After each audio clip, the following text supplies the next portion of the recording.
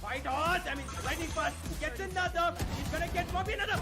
Lightning fast! Oh my god! To get one, he gets another. MW1 proving to be the hero. Gets a lot of spam coming in. He gets a MW1 is coming up clutch. Look out, but look at Paradox! He's gonna go find that one. He's actually gonna be able to get away with murder and probably survive with a third kill as well. One tap on comes in as the backup, and Paradox.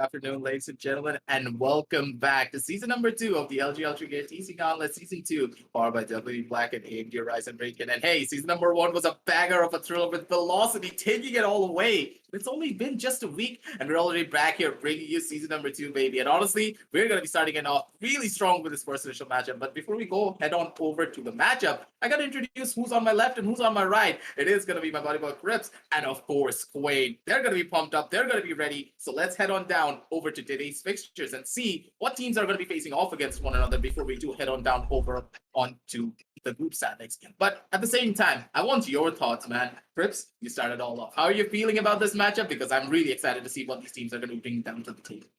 I'm pretty excited to see Team EXO in action. They're basically ex-Samurai Esports, if you guys forgot what the new name is all about. Team EXO is basically Samurai, and FS Esports is basically Fangs. So, yeah, a little bit of rebranding, a little bit of name changing, new colors, but the same old lineup, same old teams, and same old level of domination and firepower for both of them. And for the second match of the day, ladies and gentlemen, we have the defending champions, Velocity Gaming. They are going up against the contenders, Enigma. And I'm pretty excited to see what these guys have in store because Velocity Gaming, they gave it everything in the previous season. They were able to win it with a pretty dominant fashion. And Enigma Gaming, they came close. This time, they're itching for revenge. I completely agree with you there, Enigma. They came so close and they were able to go the distance, but they were taken out by the side of Force One. And hey, it's going to be a revenge story all over again if they do face off against one another. But at the same time, let's head on down over into the group standings to get a visual representation of these teams and what we can expect out of the groups. Because I feel as though, in my eyes, this entire group is going to be one for the books as well. Because Group A, a lot of the players and a lot of the audiences are saying that Group A is going to be the group of death. I want your thoughts on it, Quinn. Do you think that Group A or Group B is going to be the group of death this time around? Because last time it was Group B. Honestly, I feel like both groups are going to be groups of death because it's going to be super exciting. And on top of that, a lot of these teams have come in with a fresh coat of paint. A lot of these names that we already know, and then there are a few names, 5, if I'm not wrong, teams who have new names. They've probably been picked up by orgs, and I want to see how that's going to be affecting their performance, or whether at all that is going to be affecting their performance. I'm going to be expecting that they're going to be coming in better because you're always going to have room to grow, and that entire season 1 was a huge space for all of the teams to grow. So I'm really pumped to see what new stuff we're going to be seeing. We got Velocity, Sus Squad was Tempest, and there's Flame X Serenity. I've seen these guys before. They're really good. Then there's Reckoning Esports. We all know Reckoning Esports, don't we? Yep. Then there's T69. Oh, okay. These guys, I'm waiting for the meme to come out again. I mean, we've seen these guys in action, and honestly, they never fail to disappoint. they never fail to entertain. Then there's Godlike, not really sure how they're standing, considering how Deathmaker is not there on the roster right now, but they seem to for doing pretty good for themselves. The last time I saw them playing as a team, they were going out, thinking outside the box, they were trying new strategies, and I was loving what they were showing. So all of these teams have so much potential. So I'm honestly just super excited, Aggressive. Yeah, in general, the first initial matchup is going to be one from the side of Group B with Team EXO going up against the side of FS Esports. But at the same time, as we are going to be talking about the teams and of course what they're going to be bringing on down to the table, let's head on down over to the team itself and see who are going to be going on down onto the battleground and fighting off against one another. So let's head on down over to the team intro for the side of Team EXO. And Grips, I want your thoughts on it because this team, as you just stated, it's going to be the same team. They're going to be aggressive, same play styles all over the place, but at the same time, a fresh coat of paint. What do you think of this team? And run us right through. Well, we are seeing a little fresh coat of paint, but there are a bunch of changes as well. I mean, Blackhawk is still in the team, but today we have another player playing in his place, and that's going to be called Gops. Now, I'm not really sure how he fits into the team, but we'll see when we get into the game. Oops, it's Blackhawk, Oh, actually. hold on. I just got information. Yeah, I'm sorry. Gops is Blackhawk, actually. I don't know why he would change his name. Blackhawk was such a cooler name. He's like a little chopper of death, raining death from above everywhere. And we've seen him play his signature Astra so many times, and he's been pretty dominant at that. So, yeah, a bunch of changes in terms of the team name and some player names as well, which actually bamboozled me. But overall, I expect the same level of performance from this team, maybe even better. Just yesterday, we saw this team play another tournament where they were experimenting with different roles. I saw Sai pick up a Soba, whereas he usually plays a duelist. So that was really new for me. Let's see if these guys have any other changes in store for us. Same time, we need to talk about the elephant in the room as well, Gilbert, because you can already see there's a recent addition to the roster after IMQ did leave the team, and it is going to be Ghost heading on down over onto their side. And we know for a fact that Ghost, he's one of the most dangerous players out there in our region when it comes to that jet. The Blade Storm uses, the way he dashes around the side, the way he uses updrafts is absolutely incredible. And Quain, I want you to talk about Ghost because this guy deserves the stage here. So set it up for him.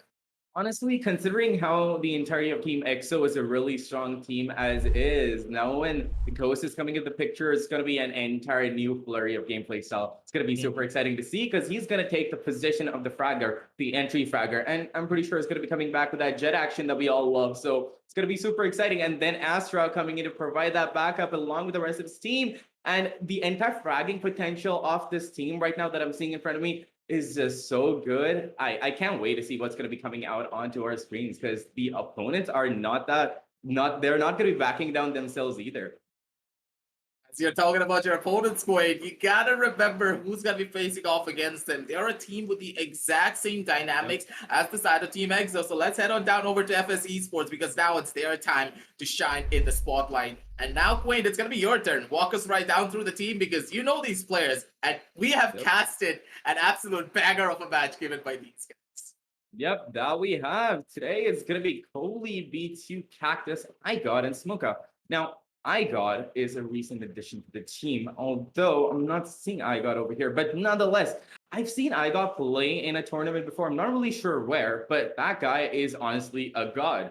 I've seen that guy's fragging potential, so I'm really... Again, it's like Ghost coming into EXO with that fragging power and then iGod coming into, FS with that fragging power. It's going to be really fun to watch which player is going to be going up against which player with what character. I feel like we're going to be seeing some jet-on-jet action with Ghost going up against iGod. And then this team, in and of itself, so secure, so good right now. But in the beginning, we saw a little bit of a trouble time where they were not being able to adjust and they were being their usual aggressive self. And that is completely fine. You keep having that confidence streak going on and they keep going on with that aggressive playstyle. But at some point, you got to understand, you know what, we got to slow down. And that they did. They understood that. They came out with fresh strategies that I've never seen before. And honestly, I couldn't be more proud.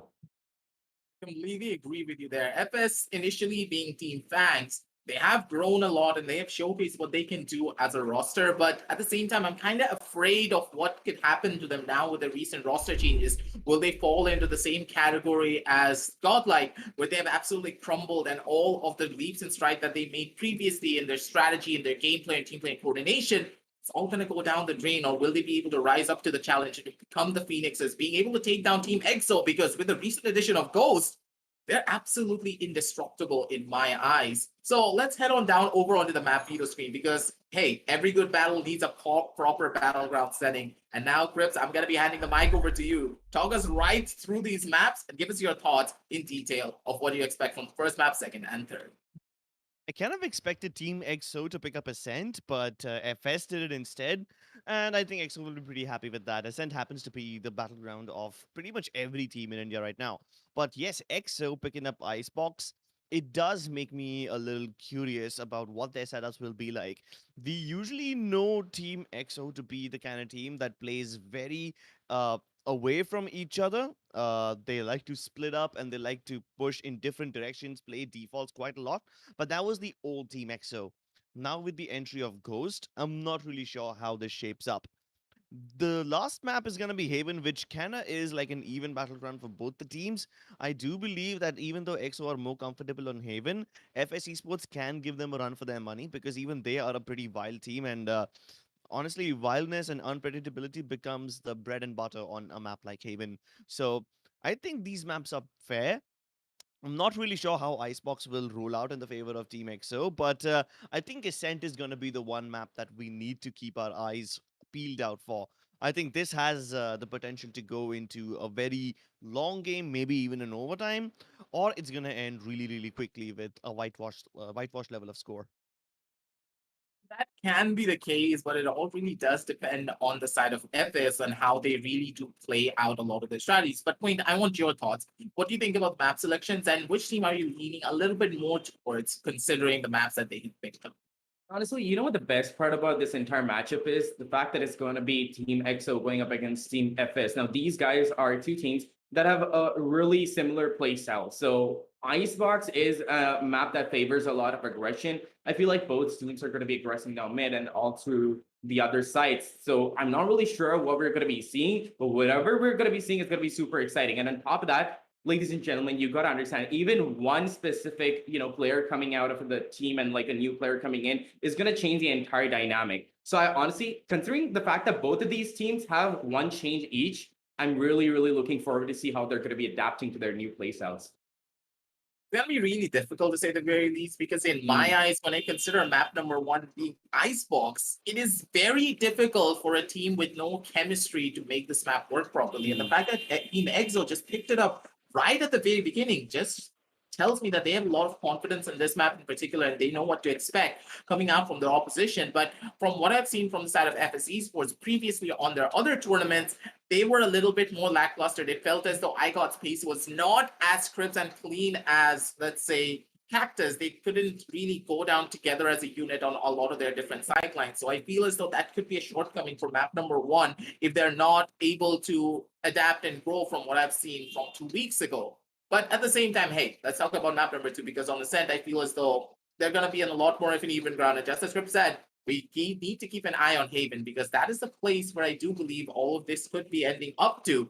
So I expect a 2-1 scoreline. I'm not going to be saying anything because, hey, I'm the host. I don't deserve the hate here. That's why, whenever I'm hosting, there is always a little bit of a spicy pot action that I always do give to my my casters over here. I want your predictions starting from you, Clips.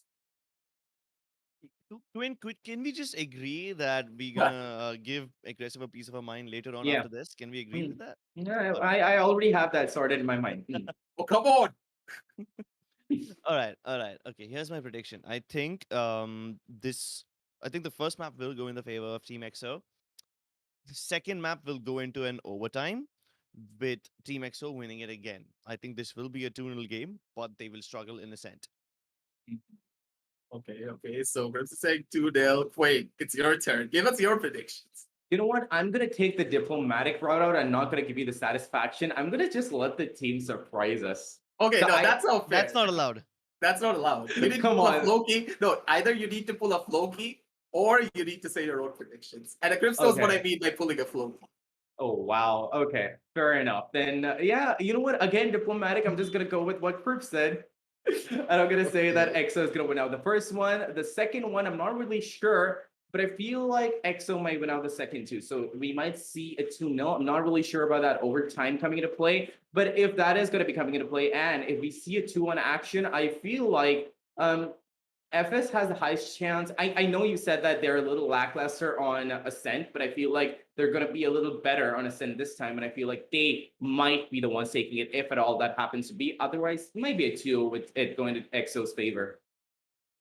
That is going to be the Valorant set, ladies and gentlemen. And hey, the predictions are also done. So hey, you can hate on these guys as soon as they head on down over to the caster's desk. But at the same time, try and place down your predictions as well over on chat. See which team is actually going to be the one to win everything out. And hey, if you're right, you're going to be really happy. You're going to be on the ecstatic side because you're an analyst yourself back at home. But for now, ladies and gentlemen, it's going to be enough of me because I'm going to be sending these two over down towards the caster desk as we are going to be heading on down over into a short break with a couple of messages from our sponsor. So don't go anywhere. We'll be back with you real shortly with the LG Ultragear TEC Gauntlet Season 2, powered by WD Black and AMD Ryzen Radeon. These two will catch you in a little bit.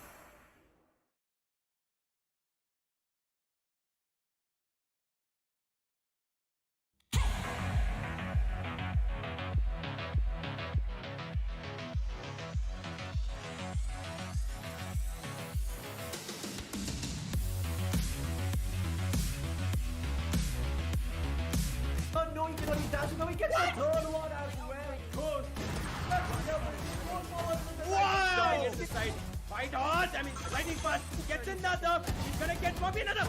Lightning fast! Oh my god! To get one, he gets another. MW1 proving to be the hero. Gets a lot of spam coming in. He gets a MW1 is coming up clutch. Look out, but look at Paradox! He's gonna win by that one! He's actually gonna be able to get away with murder and probably survive with a third kill as well! One tap gun comes in as the backup, and Paradox!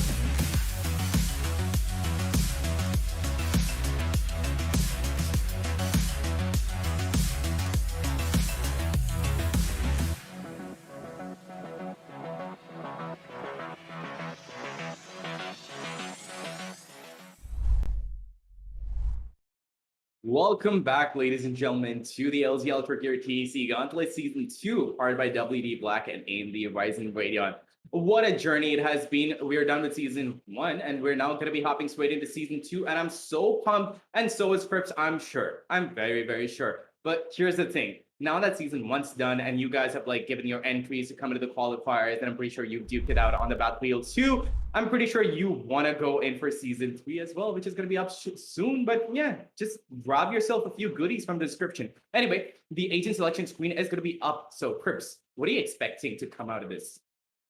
I'm expecting similar lineups from both the sides, but that all has been just thrown down the drain when Excali picked up that race. I mean, Sai picking up the Sova, I still cannot wrap my head around it. He used to be a Jet/Phoenix guy, then he moved on to a Killjoy, and now he's moving on to a Sova. I have no idea how that's gonna pan out. Blackhawk is gonna pick up the Viper, so no surprises over there. That was expected. Ghost won the Jet again, no surprises. Wimp on Sage, I can live with that. But Sai on Sova, that's new.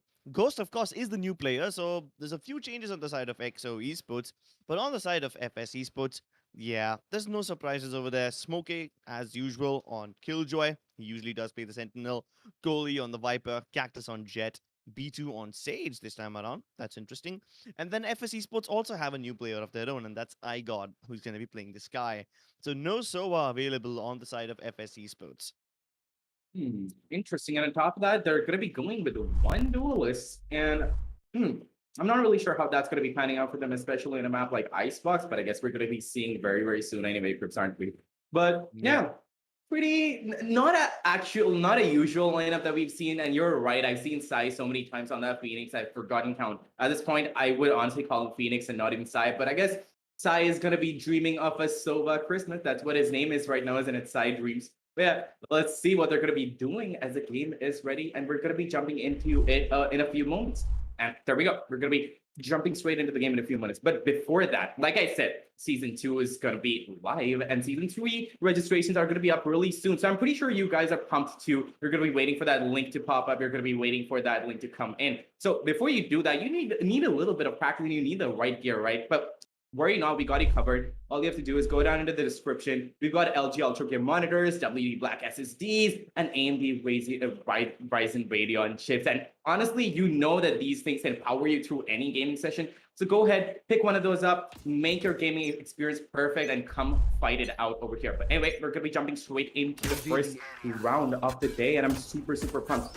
We're going to be seeing a little bit of aggression on the A side, which is kind of like the default thing that most teams do. They tend to try and figure out how A is positioned, and from there they decide whether to go into B or not. But I feel like mid control is more of an important factor here, especially with teams like these where you can aggress more towards mid, and if you leave mid hanging, you can't really do much. That information is going to be taken away by that turret if anybody is going to be going mid. But okay, Ghost is going to be taking one shot off the bat. He knows that the Viper is there, and I've seen so many Vipers play out in that position solo because she's got those smokes, she's got the walls, and that's honestly all she needs, Crips. And Ghost is feeling a little nervous, I'd say. He's just waiting for his team to come in, and they're going to be pushing in together. I'm pretty sure this Viper is going to be in for a wall deferred. Ghost is probably going to be one tapping, but no, he does manage to get a headshot, but he still doesn't manage to get that one tap, and that's fine.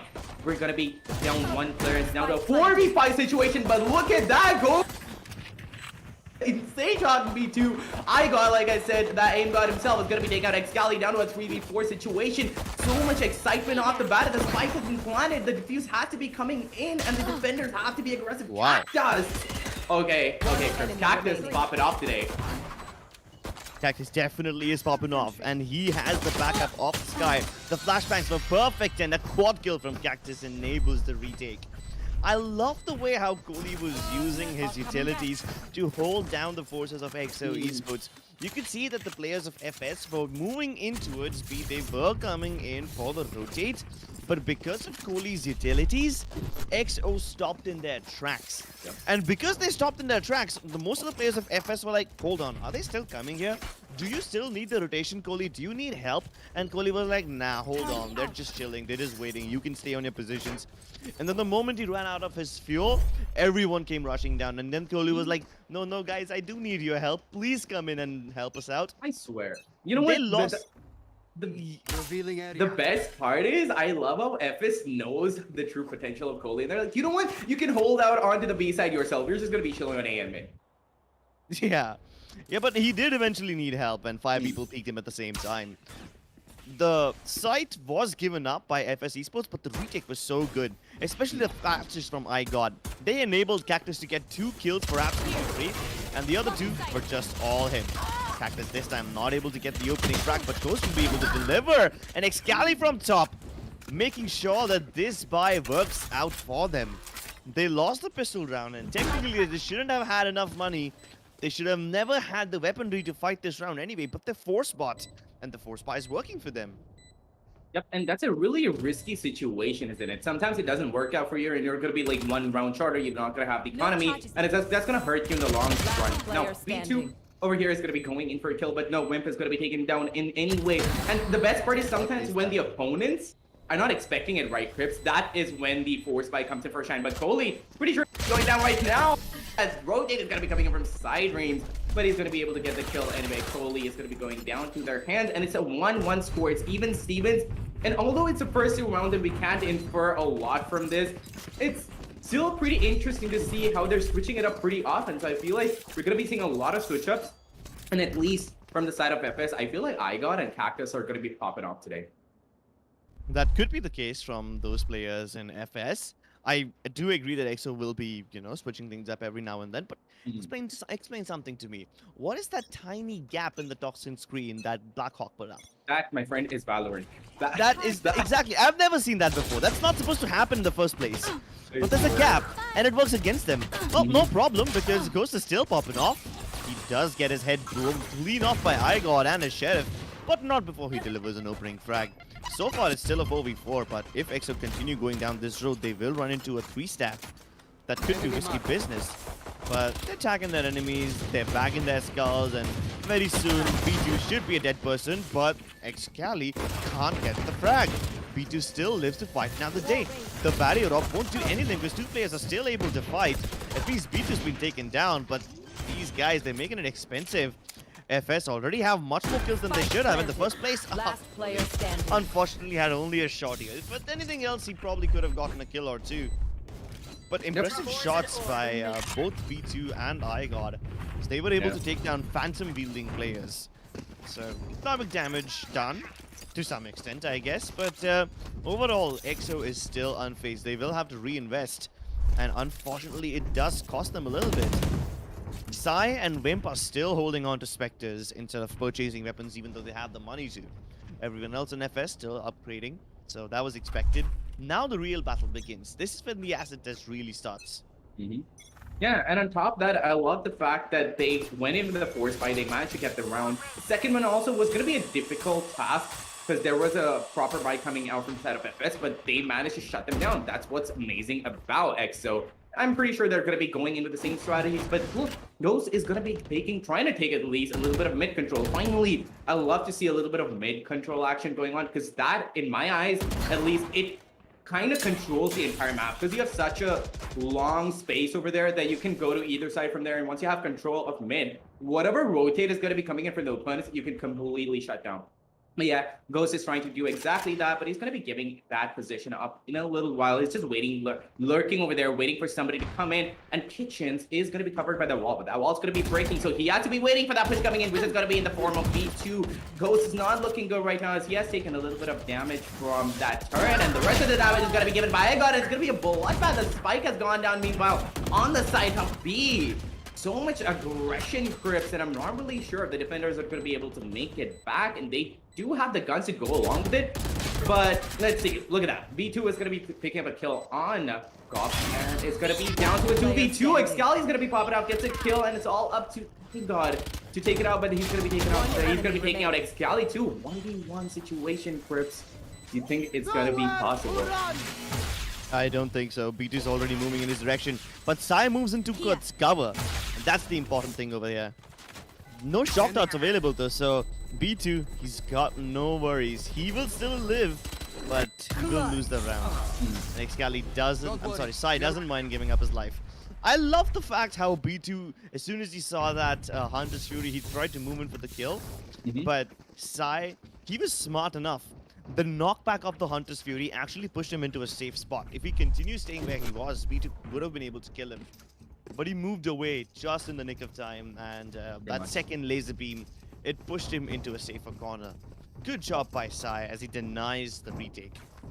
True, and it's kind of like an attacker side map, but the problem is whenever I say that for any match, right? It always flips up. These teams always show me how good they could be on the opponent side. But look at this, we're gonna be seeing a lot of action right now because there's a full stack coming in from both sides. Crib, that's gonna be the first kill. Ghost is gonna be picking up the first kill by Cactus. He's feeling his aim today. Gets a kill, gets the second on Excalibur with a beautiful one top of the blade.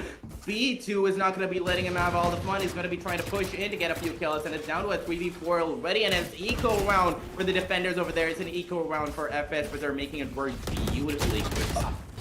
Oh, and now that they've got the bigger guns, they will be able to inflict even more damage. Maybe Wim can bring it back to some extent, but it's just going to be Blackhawk left to his tools. He's got the Poison Cloud that he can use to retreat and retrieve the spike as well. But after that, where does he go?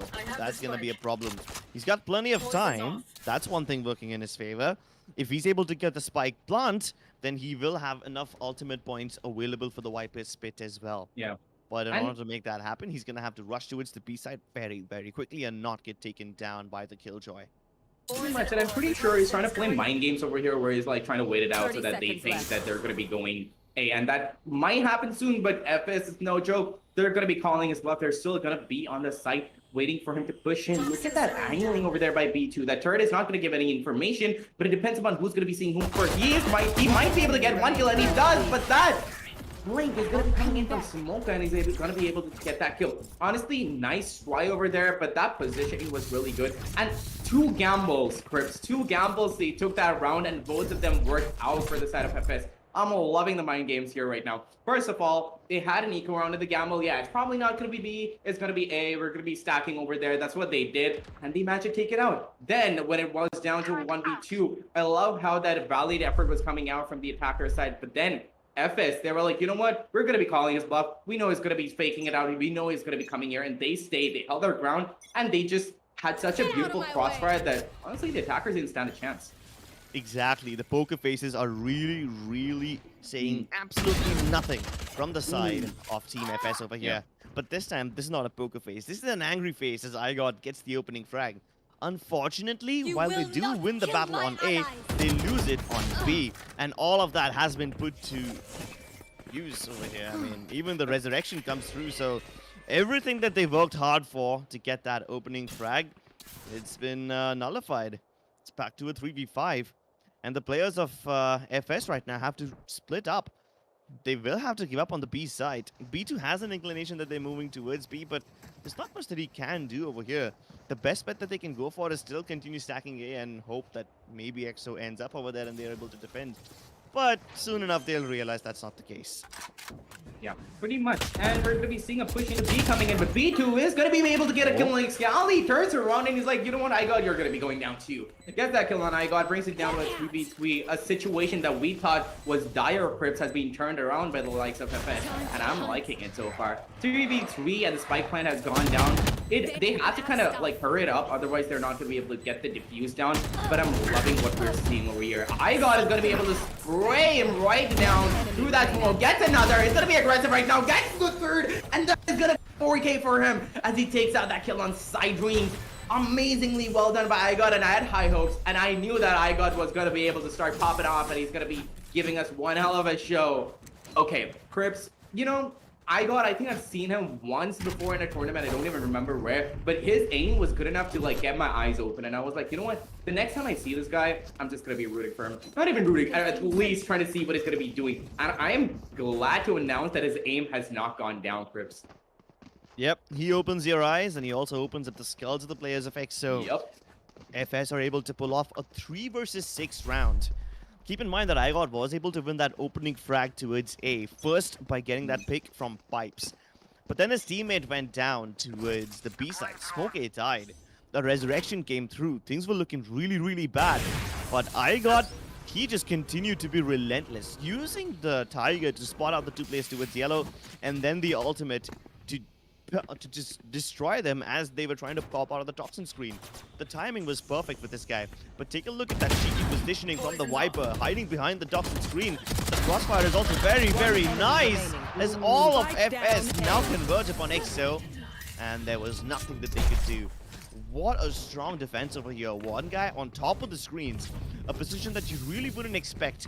And that position specifically counters the toxin screen that Blackhawk is using. Yeah, and on top of that, like, I love the fact that although it wasn't a usual position, there was also a crossfire there. That's what I love. Exactly. There's another guy on rafters. There's one more playing from under screens, you know, on the backside. So those are 2 positions that you would normally expect. But then on top of screens, especially hiding behind the toxin, yeah, that's not something that you will usually see.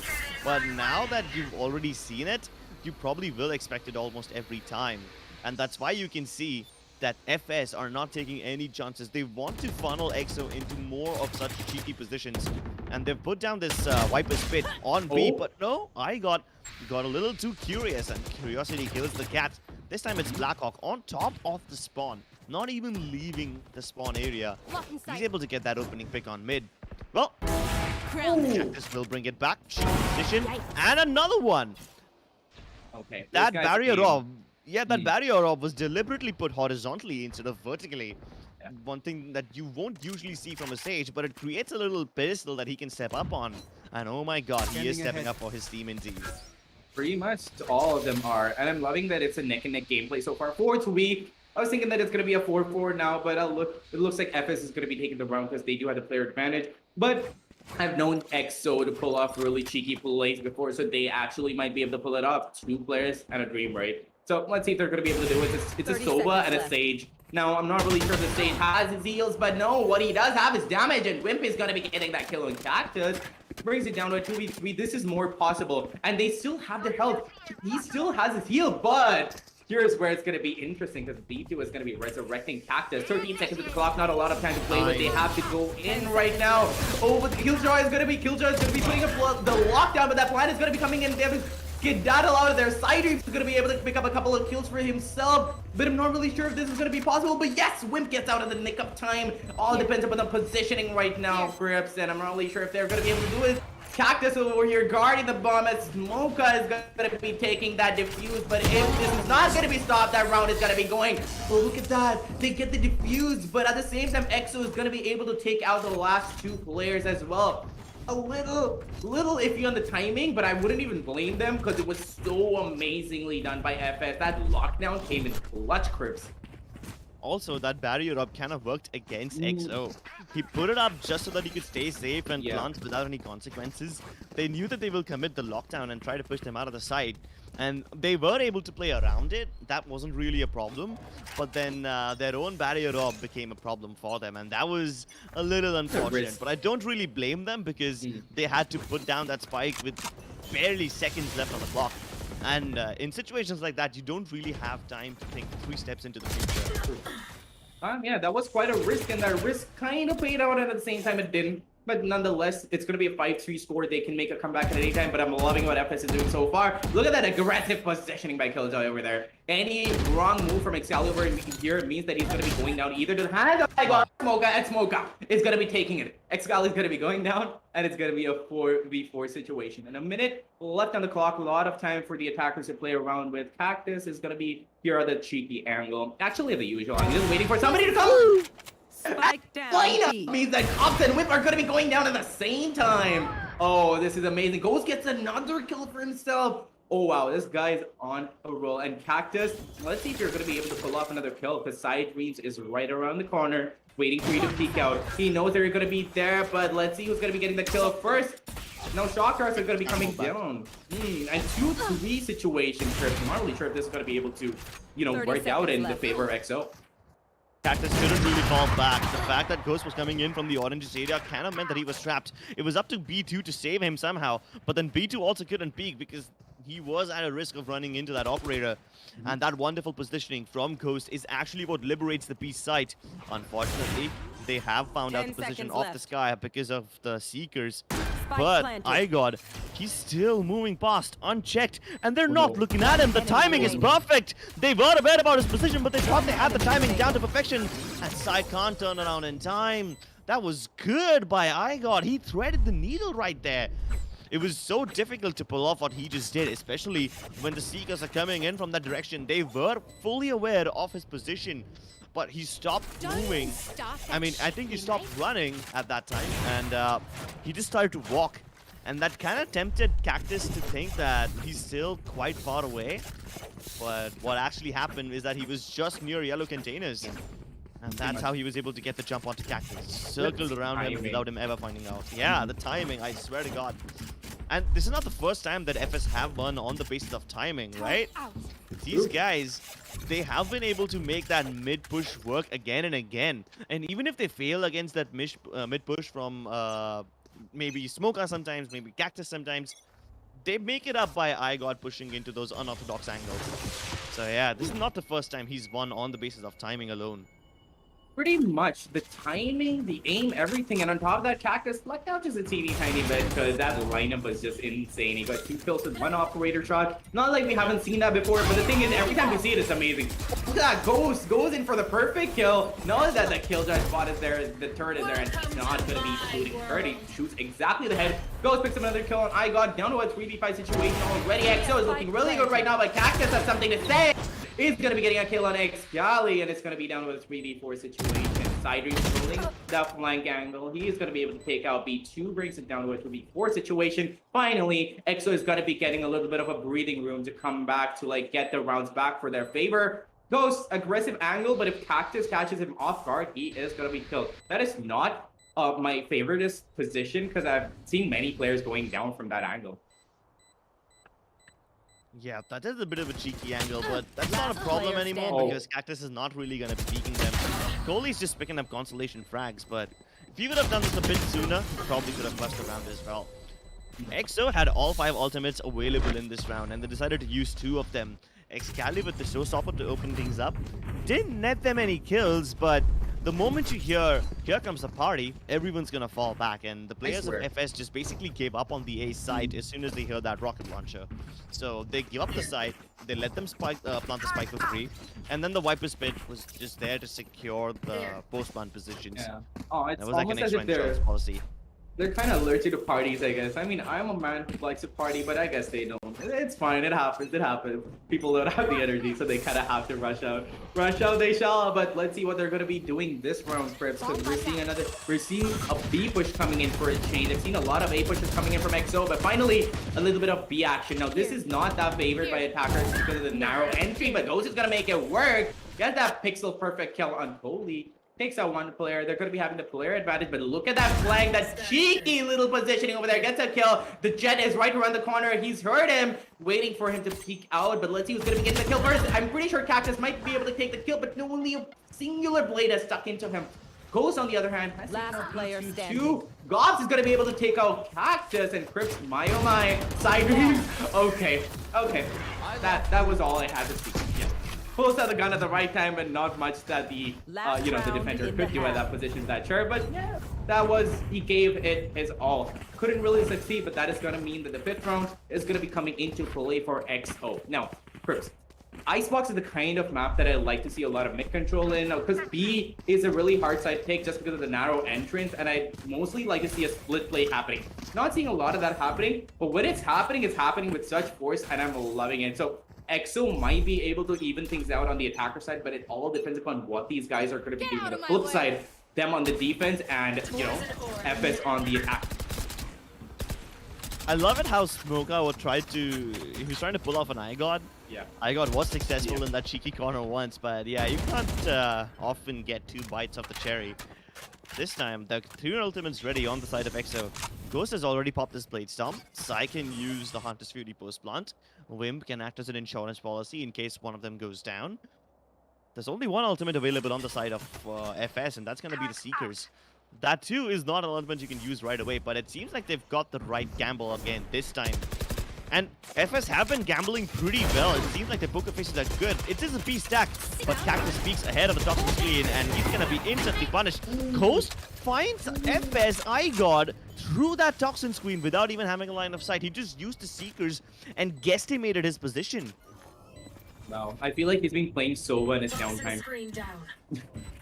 Sova or Cypher, that camera, that mental camera has gone up and he knows exactly where he is. And he's a roller, gets smoke at 2, brings it down to a 2v5. Now he's getting cocky. He's like, you know what, let me go for a few more kills. But B2 is going to be punishing him for that, and he gets that kill on Ghost anyway. B2 is looking for another, doesn't manage to tag out Ghost a little bit, but Ghost is going to be picking up that kill anyway. Coley being the last player standing. Tries to get a kill, but a cheeky little Excali is going to be hippity-hoppeting with his satchel straight into his face and getting that kill. Now, Wimp is going to be reviving the Ghost, just a cheeky little gesture to show them that they've necked it all out. It's 6-6 on the scoreboard right now. But here, Crips, this is the point where it starts getting interesting, because now it's the flip side. Exactly. EXO Esports, they have been exploiting both the sides pretty well. They don't often use the mid area. There was only this one round where Ghost came in from mid to oranges, and that too was very late into the round. They never were exploiting mid right at the start. They were just holding it because they knew that FS would push. And they were correct about that. If FS is pushing mid again and again while they're in defense, I kind of expect them to do the same on the attacking side as well. But for now, for the opening round, it's just going to be a regular old B push. And there is a paint shell at the ready. The moment he hears those footsteps, he's going to throw it in. Dinked onto FSI God, but no problem. He will still win the duel. And he can get healed back up. Not a call is going to be coming out from Wimp. It's going to be like, hold up, buddies, this entire push is coming in. Y'all have to come in and help me out. Rotate is going to be coming in, but the spike plant is going to be going down with a lot of protection to boot. Protection is going to be helping him. Wimp is going to be trying to get a kill through that smoke. But, you know, like you said, lightning never strikes twice at the same place. That's not going to be happening anytime soon again. But it's already a 4v5 situation for the player advantage is in the hands of FS, and they might be able to pull it off because they're holding it off oh so beautifully, Crip. They've got the plant down. The smokes are just right. All they have to do is play together and get the kills. But look, EXO is coming with a push and they have to get the kills, and they don't have a lot of time. They have to get the heals in, but no, just bad timing means that a lot of kills are going to be coming down. Let's see if Wimp is going to be able to get a kill. Does manage to get a kill on Smoka, but they do not have the time. And Cactus, sneaky position there, my man. Does manage to get the kill. And yeah, that's going to be another round going out into the favor of FS. So honestly, I'm loving what FS is doing right now. They're like a completely different team. That one addition of iGod has completely changed the entire dynamic, Chris. Exactly, and it's not even like this guy is a duelist, right? He's playing the initiator, and he is so good on that Sky. His flashes are always perfect. He's setting up B2 and Cactus for success. In fact, even B2 is encouraged to go ahead and fight simply because he's got that perfect flashes. So, really good stuff from the side of Team FS over here. They're able to win the pistol round. It was a little sloppy, but they did a good enough job of just delaying the retake from the side of EXO. I also like how Sai was able to use the shock darts just in the nick of time to stop the guy from planting. It did damage him quite a lot, but the plant still came through, and that's basically where they lost the round. Now, a repeat of pistol, this time with FS having better weapons. They will do the exact same thing. This time Excali is going to throw the paint shell to deny the plant. Shock darts won't come through, but the kills definitely will. Plant the spike. And honestly, you're right. Why fix what ain't broke, right? But oh, hey, Cactus, you gotta chill, my guy. Gets a beautiful kill on Excali with that spray down. He's gonna get a second, and that is gonna be the last kill. He's gonna DK for himself in the second round of the second half. Now, yeah, they did have the, gun advantage, and there's not really much that EXO could have done. But at the same time, now we're gonna be seeing a full buy coming out from EXO. So this is gonna be really interesting for because they're having proper holds, but I think they have to work around that default strategy that FS is having on B. Because they're going to be going with that same ideology. Why fix what ain't broke, right? So they're going to be going with the same thing. Going to go in, put that wall up, get the spike down, fall back, just wait for EXO to come in. And if FS is not going to be, if EXO is not going to be able to counter that, they're looking at a hard time. They did a full B push in the first 2 rounds.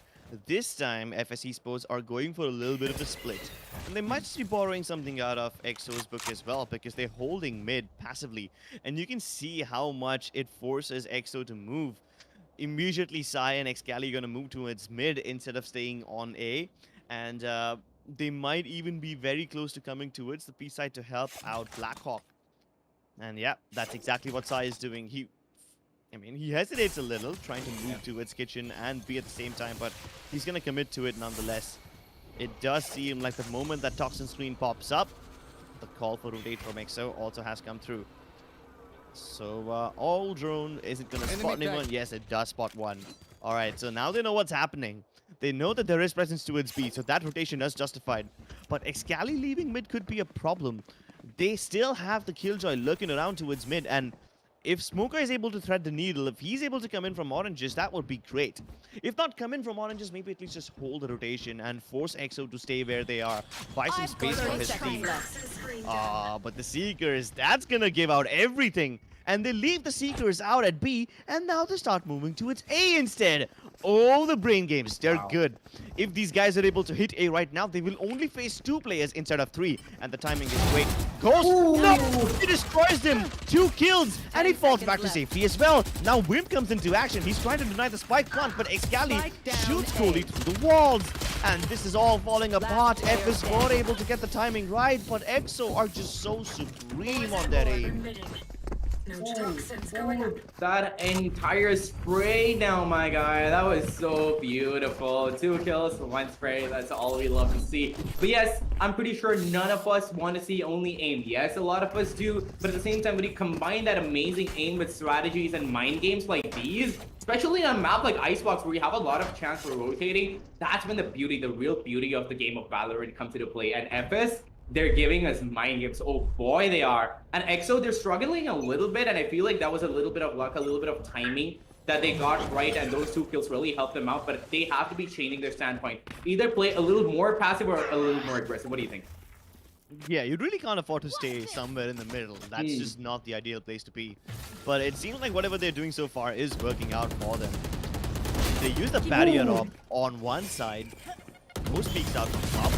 Deletes I got the most impactful player so far. And because that barrier orb is put up over there, they're gonna have to check many more angles now, and it's not gonna be as simple. But Cactus does make it a little bit simple. Let's see if they're able to make this work or not. That barrier orb is so complicated. They're so paranoid about this. And that's why you can see they're just so slow on moving. Yeah. It gives EXO enough time to rotate. But still, only Excali is present over here. Sai still holding towards mid. He's expecting someone to come in from the boiler area. Toxin screen put up. I don't think Cactus is going to be prepared for this one. And that's it. He's going to go down. More to follow through. It's so awkward how FS are taking so much time to get into the site, but they're just being very safe and sure. They're taking their sweet time, but they're getting the kills as well. It's a 3v3, but only 30 seconds quaint. I'm starting to get nervous now. They need to get a move on. Honestly, I understand slow and steady wins a race, but it's still a race nonetheless. You gotta move, man. They aren't making a move at all, and they've got like 17 seconds on the clock. They have managed to bring it down to a 2v2, so it might work out in their favor, but Side Dreams is holding that position. He knows when they're going to be coming in. He waits for that spike plan to come in. The sound is coming in, but he's not going to be risking it. He's going to be waiting for his teammate Sova to come in so that they can take it back together. That is the wise choice, because if he tried to deny the spike plan, that would have been certain that they would have been killed. Now, it all depends upon how they're going to be working on this wall. This is a really strategic wall. Blocked out of the right place, but B2C Side not really sure why he didn't check that angle. He kind of had gambled on the fact that they must have fallen back. But no, FS is going to be playing from side. Goth gets one beautiful kill. Gets the time to spare grips. Amazingly done by EXO, and I'm proud of Sai for not pushing in, because that push in might have caused him to die. But yeah, beautifully done by EXO, and we're back to an 8-8 neck and neck score. Now on top of that, FS, they do not have the money. Now let's see what they're going to be doing in an eco round. I actually like the post plant setup from FS. So you see one of the players staying towards the server box, exposing himself only to heaven. Now, that does create a little bit of a headshot angle. It is a risky angle to play, but once you spot out any defender coming in from the rafters area, you can fall back and stay near the barrier orb. You will have revealed your position, but the moment someone comes in to shoot you down, your teammate holding that crossfire will be able to trade. In fact, he might just be able to get the kill before you do. But there's only one way to counter it, that is to go all the way around the 410 box and take them on both one by one. And that's exactly what Blackhawk did. He went all the way around, destroying the potential of that great crossfire, which would have worked under normal circumstances if the players came in from the regular screens area or the Raptors. What's B2 doing? He doesn't move. Xcali is gonna be getting that kill on veto anyway. And honestly, I love Blackhawk for his strategic plays, and he's just coming through every time. Every time I see him play, he's just a new strategy along with beautiful frags, and that's what I love about this guy.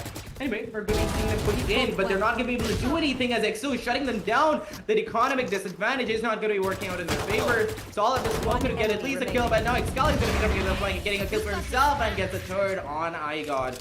Not much that FS could have done in that situation, and they have to save up a little bit of a credit, credit gain to get their guns back. Without that, they're not going to be able to do much because EXO is honestly beginning to believe, they're beginning to see through that veil of shadows. They're beginning to understand their strategies, and now they know how to counter it, at least to a certain extent. Give them a little more time, and I'm pretty sure FS is going to be having a lot more of a hard time, coming up with rotate, strategic mind games and all.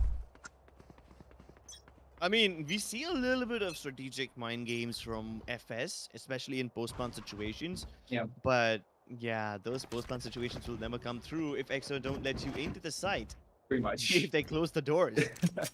Yeah, I think that's the win condition of FS so far. Somehow get into the site, get the spike plant. After that, it might just be a little easy for you because FS have some pretty sound post-plant positions and they have some really good crossfires. But exactly, all you have to do. All they do is they go in, plant the spike, they shut the door. They just put up a do not disturb sign over there. Yeah, and then the cleaning crew will never come through. Yeah, pretty much. I'm loving them play, honestly. That do not disturb sign works out in their favor sometimes, but yeah, sometimes EXO is gonna be bringing it back, aren't they? Alright, that's one way to respond to a Viper Spit. Okay. That's one way to respond to a Resurrection. That's the second time Xcali is able to get a kill with the paint shells. That's just ridiculous. Ooh, he predicted that beautifully, didn't he? He was like, yeah, I hear him. I know where he died. I'm gonna put a plant, a paint shell there to see if I get the kill. And the kill he does. Sidrim over here is also gonna be picking up a kill on Cactus, and it's a 3v5 situation, Crips. 30 seconds left. I don't think that FS is gonna be able to pull this off this time. Yeah, time is running short. They're not having enough men. Their push has been predicted. The sweep defenders ready to intercept them on the B side. Alright, maybe it might not work for them. Ooh, oh, now it might just do. Now it might just work. They dealt with the dangerous player. The showstopper is offline. The Viper's Pit is here. And somehow Sai still able to get a kill on Tikoli through the Viper's Pit. Yeah, now their hopes are dwindling. It's 3-2. Trapped in a 1v4 and they're all going to peek him at the same time. As they should. I mean, not much that they can do in that situation, can they? They're going to be like, okay, that's one solo player, but we're not going to be underestimating them. And a lot of these times I see this amazing teams coming out and underestimating the opponent, and then they start taking the brunt of the force. They start losing rounds. But I love that these teams are not doing that, and they're just, understanding what their true potentials are. They're going to be like, yeah, I'm not going to be underestimating that. I'm going to be pushing it together with my team, even if there's only one player remaining. Yeah, that's what they do. That's what EXO Esports is good at. Their trading is always good. We have even seen them play anti-trades, in positions where they are the ones who have their backs against the wall, and FS have good trading positions, but they're able to break those crossfires apart. Yeah. Whoa, Ghost. Ooh. You are very deep inside enemy lines, son. You better be very careful. This is too brave. Even Xcali's coming in. He's going to be covering the area downstairs. Ghost is watching upstairs, but it seems like FS is aware about this. That Cloudburst is proof that they are aware about their aggressive pushes, but Xcali is still able to get away with 2 murders before he's finally forced down. Now that aggression did work out in their favor, but that was a huge risk. They can't pull that off round after round, and let's see if they're going to be doing that in 3 upcoming rounds. But Holy over here is going to be shutting down Wimp. Brings it down to a 3v3, and the Hunter's Fury from side. Wimp is going to be coming out. The kill!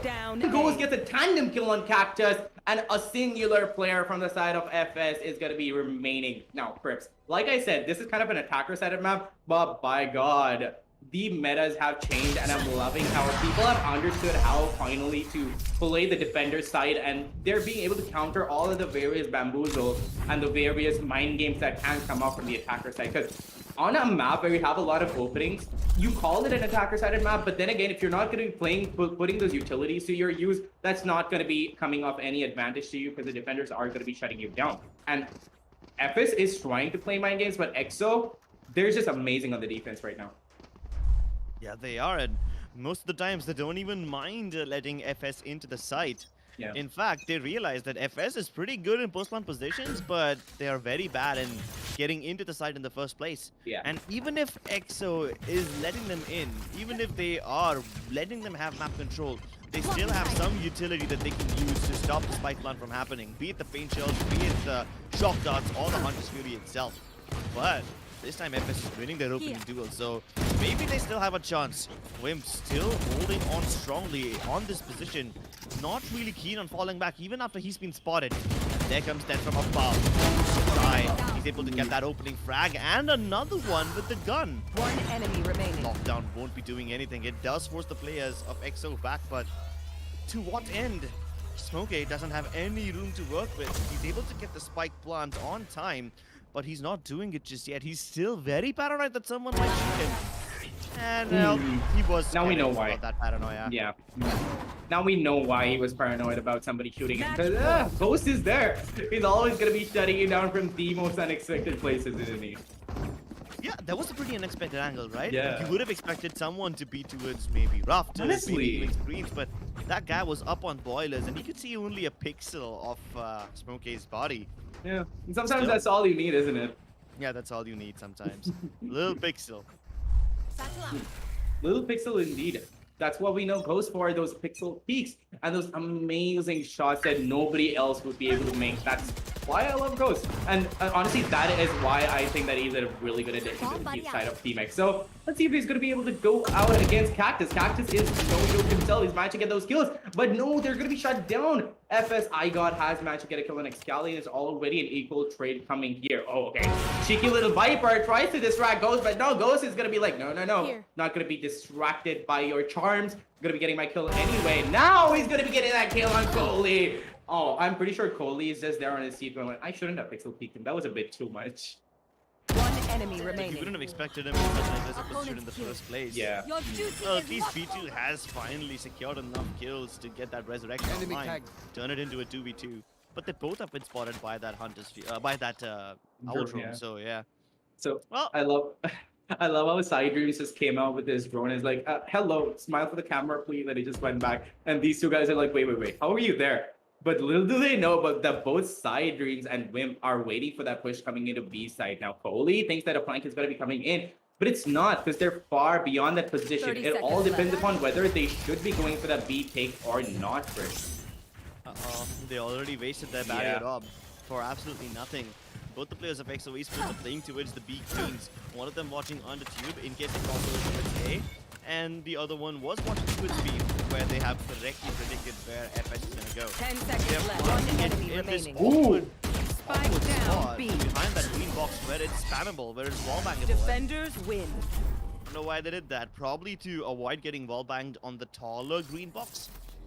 And they already wasted their barrier off, which means they had Yep. nothing to cover that post-plant position as well. So they had to take a risk and go for a plant in another position where you wouldn't usually expect the players to go for. Yeah. But yeah, it's still predicted by EXO Esports. And I don't know, I must say that the predictions from the side of EXO are pretty damn spot on. They've always been stacking these sides, and they've always been rotating in time to stop the players of FS from getting into those sites. And it's not like it was easy. It's not like FS was predictable. They have been going for those mind games time and again, but somehow EXO is just a step above. And Yeah. what I also love from the side of EXO is that they don't overcommit. It used to be a problem for them in the first season, but now I see late rotations, but they are always very calculated and they're always very, very well thought out. Let's take a Yeah. look at the match highlights and figure out where things went wrong for FS. You're so right, because like I said, I wanted to see what the new dynamic is going to be after these two changes that come in. And you can see how much the entire team play has changed just because of two players, I mean, one player each on both sides changing. It's a different style. They're still sticking with their aggressive styles, but they're going for different strategies, and I'm loving this. Now, it's like two fresh new teams going up against each other, and they both don't know how they're playing. So it took EXO a little bit of time to understand how FS is going to be working out, and I'm so proud of FS because they've had a huge step up from what I've seen them. They were a little confused, a little too over aggressive in the previous areas, like where in season 1 I saw them playing as Fangs. They saw a little bit too much of an over aggression, and now they're just coming in beautifully and they're getting kills left, right, and center. And I'm just amazed by what they're doing. And at the same time, EXO knows that they can't underestimate them. So they did not. They tried to understand their footing, and I've been proved wrong. Icebox is kind of a defender-sided map. Art, in my opinion, is kind of balanced. Depends upon how you're going to be using your utilities and what strategy. There's just the right amount of space to keep it completely balanced and just to keep it on the edge so that not only the viewers, the players can be entertained too. And we saw them both of these teams taking the most advantages from whichever corner they could. They just kept pulling it off. The Viper walls came up at the right time. The smokes came up at the right time. We saw a few one-ways, amazing positioning, amazing angling, amazing crossfires, and both of these teams are so good. So to a certain extent, we saw a neck-and-neck play where it was 8-8, but yeah, EXO just saw right through the veil, and they managed to get the win. So congratulations on taking the first map of the day, but let's see who's going to be coming out on top of the second. But I've talked enough about the strategies. What do you have to say? Speaking of, taking some inspiration from the match highlights. I love how both these teams were using their utility wisely.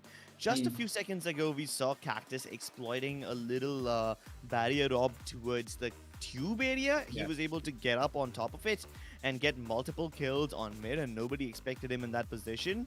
That's more of a one-off angle. You can only use it once and a half, but every time he used that, he created impact. Yeah. And apart from that, the only other player who was really good in using his utility on the side of FS Esports was probably iGod. The timing on his flashes is superb, and he's always setting up Cactus for success. But that's all I have to say for the utility usage of Team FS. On EXO, everyone was using their utility wisely. Yeah. Be it Blackhawk and his well-timed toxin screens, the way he communicates with his team about when he's going to put them down, when he's going to put them up. You also have Excali using his paint shells oh so wisely. He's able to get multiple kills using only nade damage. Now that's ridiculous. Plus, he's using the boombot to create space for himself and keep his opponents at bay instead of using it as an information hunting tool, which is also indicative of how disciplined he is on that raise. Both Sova and Raze are characters that depend a lot on timing. If you're able to time your shock darts or your paint shells well, you will definitely get a kill, and both Sai and Excali were stepping up in that way. Yeah, pretty much. And on top of that, your aim can only get that good to a certain extent, and you're going to be neck and neck with all the other players in the scene. So after that, in a game like Valorant, which gives you so many opportunities to be creative, that's where the utility usage comes in, and boy, EXO did not disappoint. Blackhawk, Crips, I swear Blackhawk is a god with strategy. Whatever character he picks up, whichever strategic character he picks up, be it Viper or Astra, the positioning of those utilities are so good. It honestly sometimes feel like it's him solo carrying the team, not even by frag, but just because of the utility usage and how he supports his team. So honestly, I always love watching Blackhawk play this entire thing out, and he did not disappoint today either.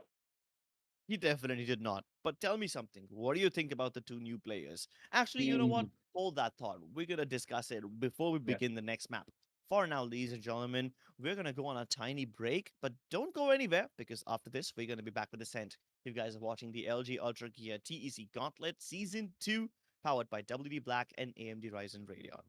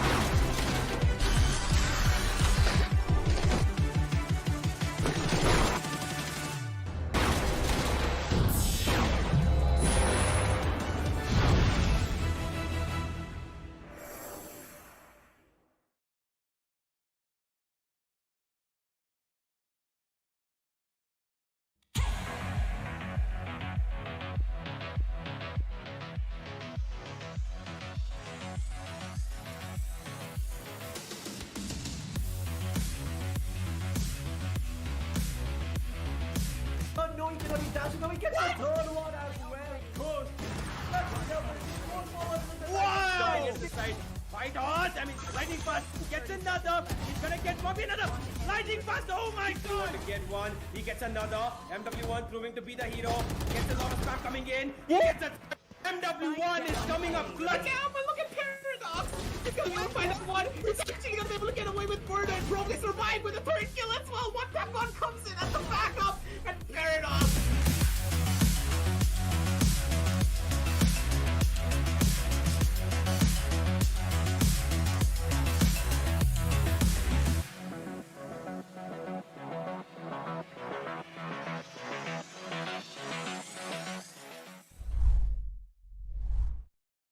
Welcome back, ladies and gentlemen, to the LG Ultragear TEC Gauntlet Season 2, powered by WD Black and AMD Ryzen Radeon. We're back here to give you a little bit more of that juicy action that you were seeing on map 1, and we're back with map 2, that is going to be Ascent. We had a few thoughts about this where we didn't really know which side it was going to be going to. We thought it's going to be a 2-0, but we shall see. We shall leave it up to time to tell. But the thing is, you don't really want to be seeing this entire match on a normal monitor, do you? You know what?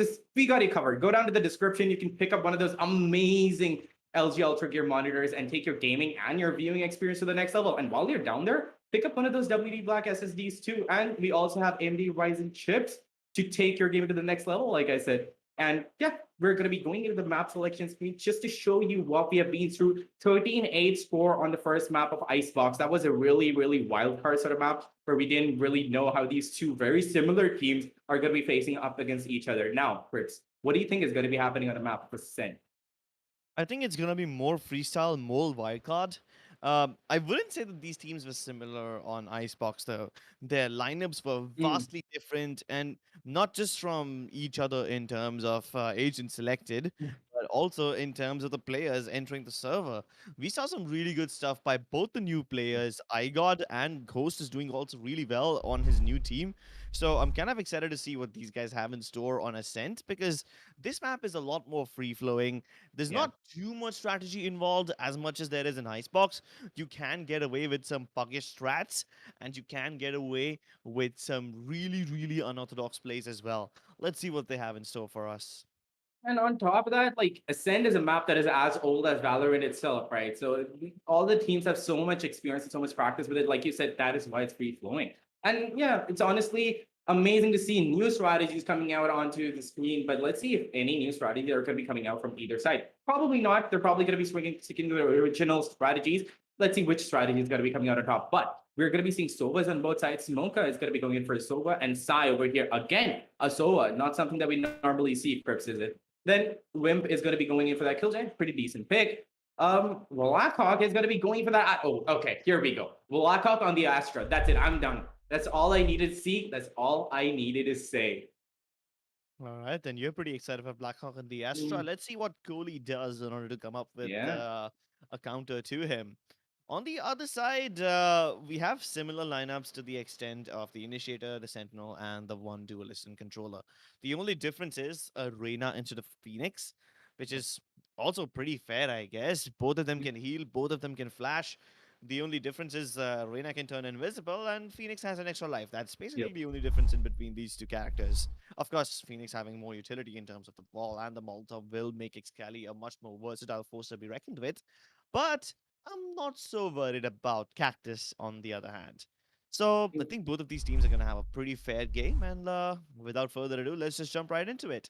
Yep, that is exactly what we're going to be doing. And what I love about Ascent is how simple this map is. So we see clean first aim and really fast executes, really fast retakes, and it's going to be high octane, high energy. So honestly, this is me speaking to the audience. If you don't have the energy to keep up, go down, get yourself a can of Red Bull, and energize yourself so we can go through the entire thing and not miss out on a single thing without the blink of an eye. Anyway, we're going to be going into the first round of the second map of Ascent as I got and his buddies are going to be pushing down short, trying to get an entry into the room over there. Wimp is looking in for a little bit of trouble, but Excali's there to back him up. He's not going to be showing his body anytime soon. He's looking really hungry right now, Chris. He's looking for kills, and it all depends upon who's going to be seeing him first, isn't it?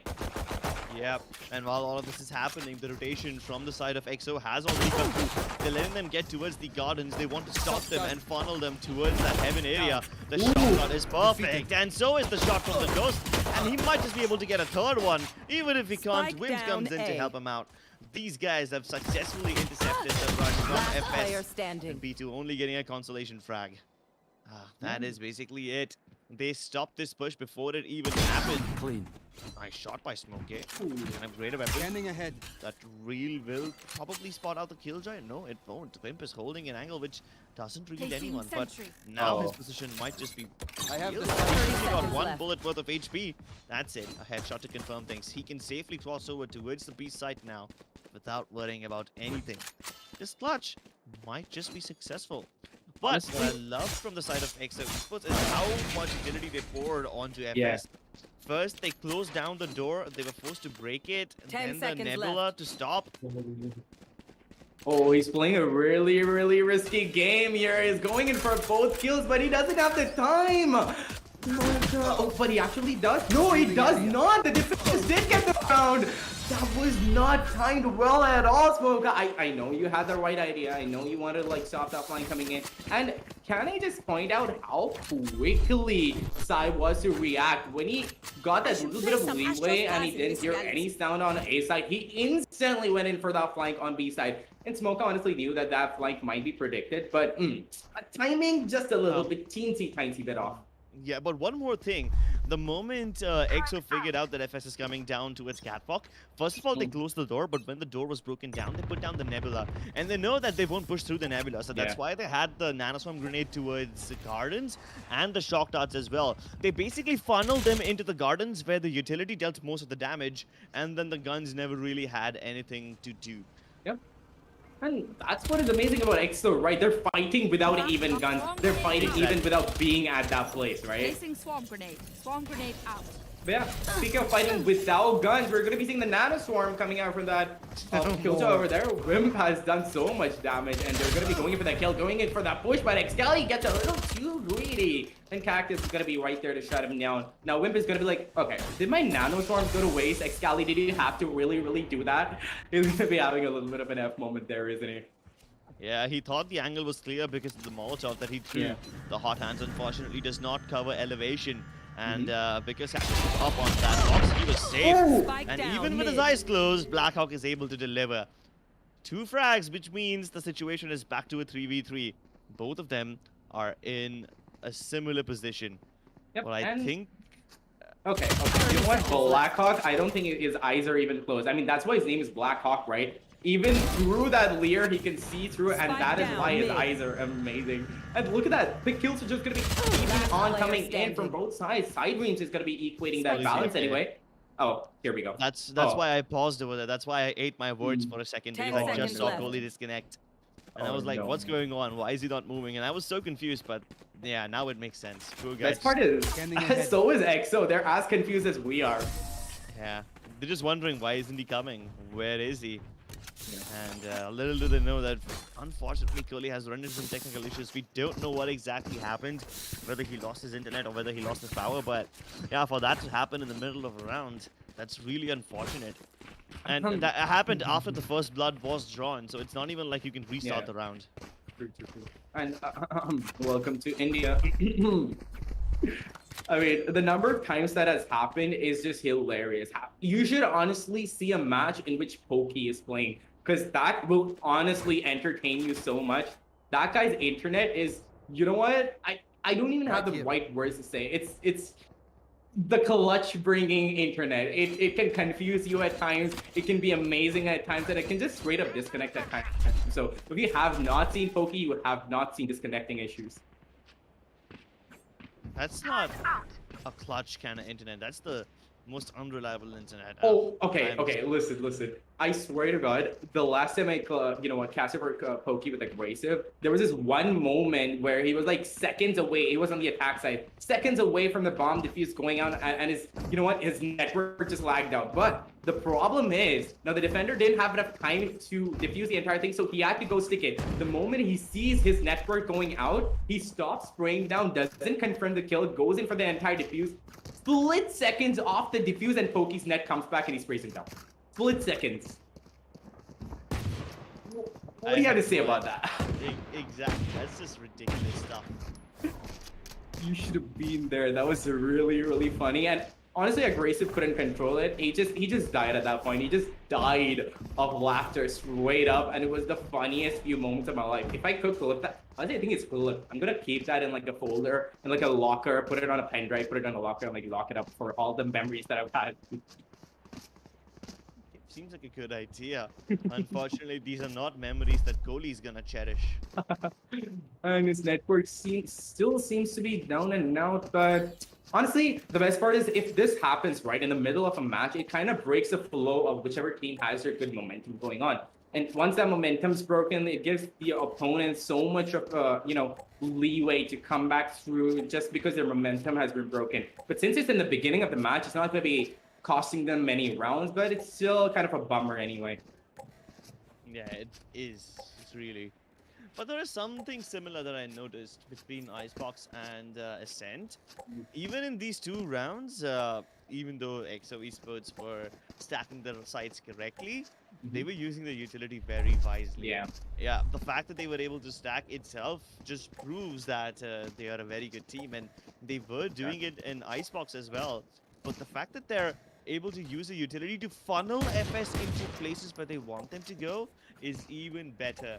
In Icebox, we saw them use nanoswarm grenades and everything else to basically delay the pushes. Sometimes Blackhawk was able to use his toxin screen in a way where it not only cut off lines of sight, but also got these guys to play from positions where they did not want to play from. So that was happening in Icebox, and something similar is going down in Ascent as well. Yeah.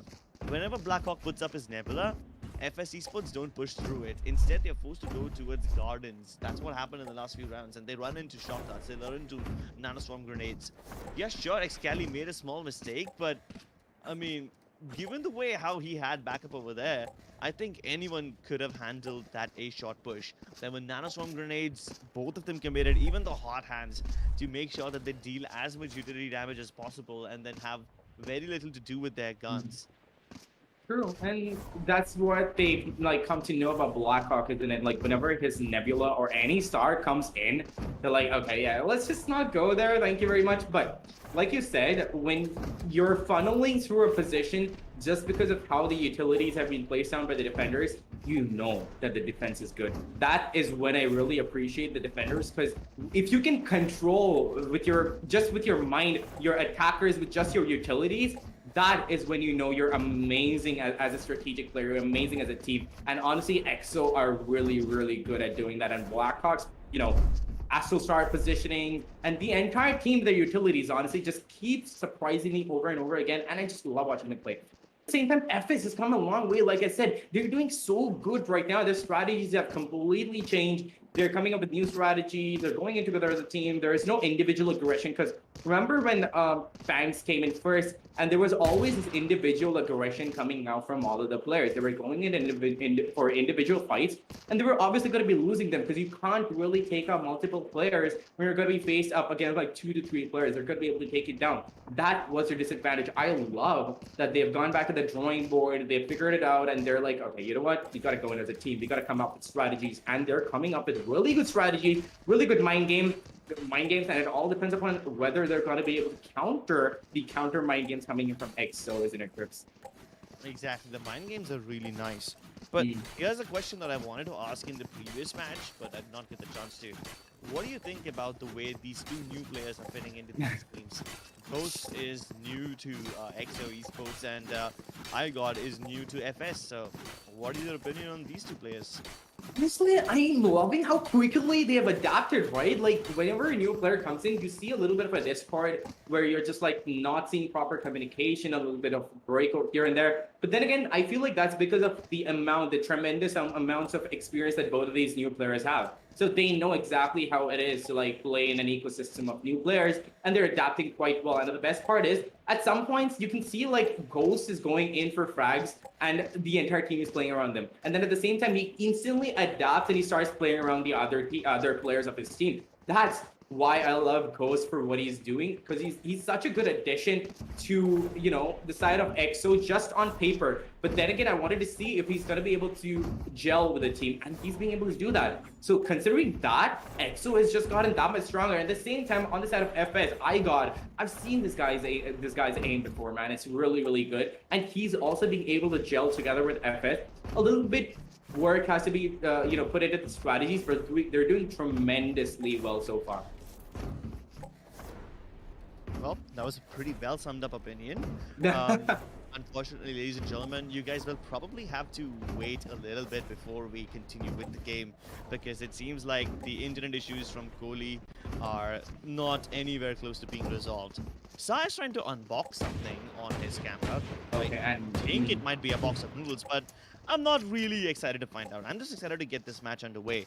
Unfortunately, we will have to wait a little bit for that. So, ladies and gentlemen, while we are sorting these issues out, we're going to be going on a short break. Don't go anywhere. We'll be back with LG Ultragear TEC Season 2, powered by WD Black and AMD Ryzen Radeon.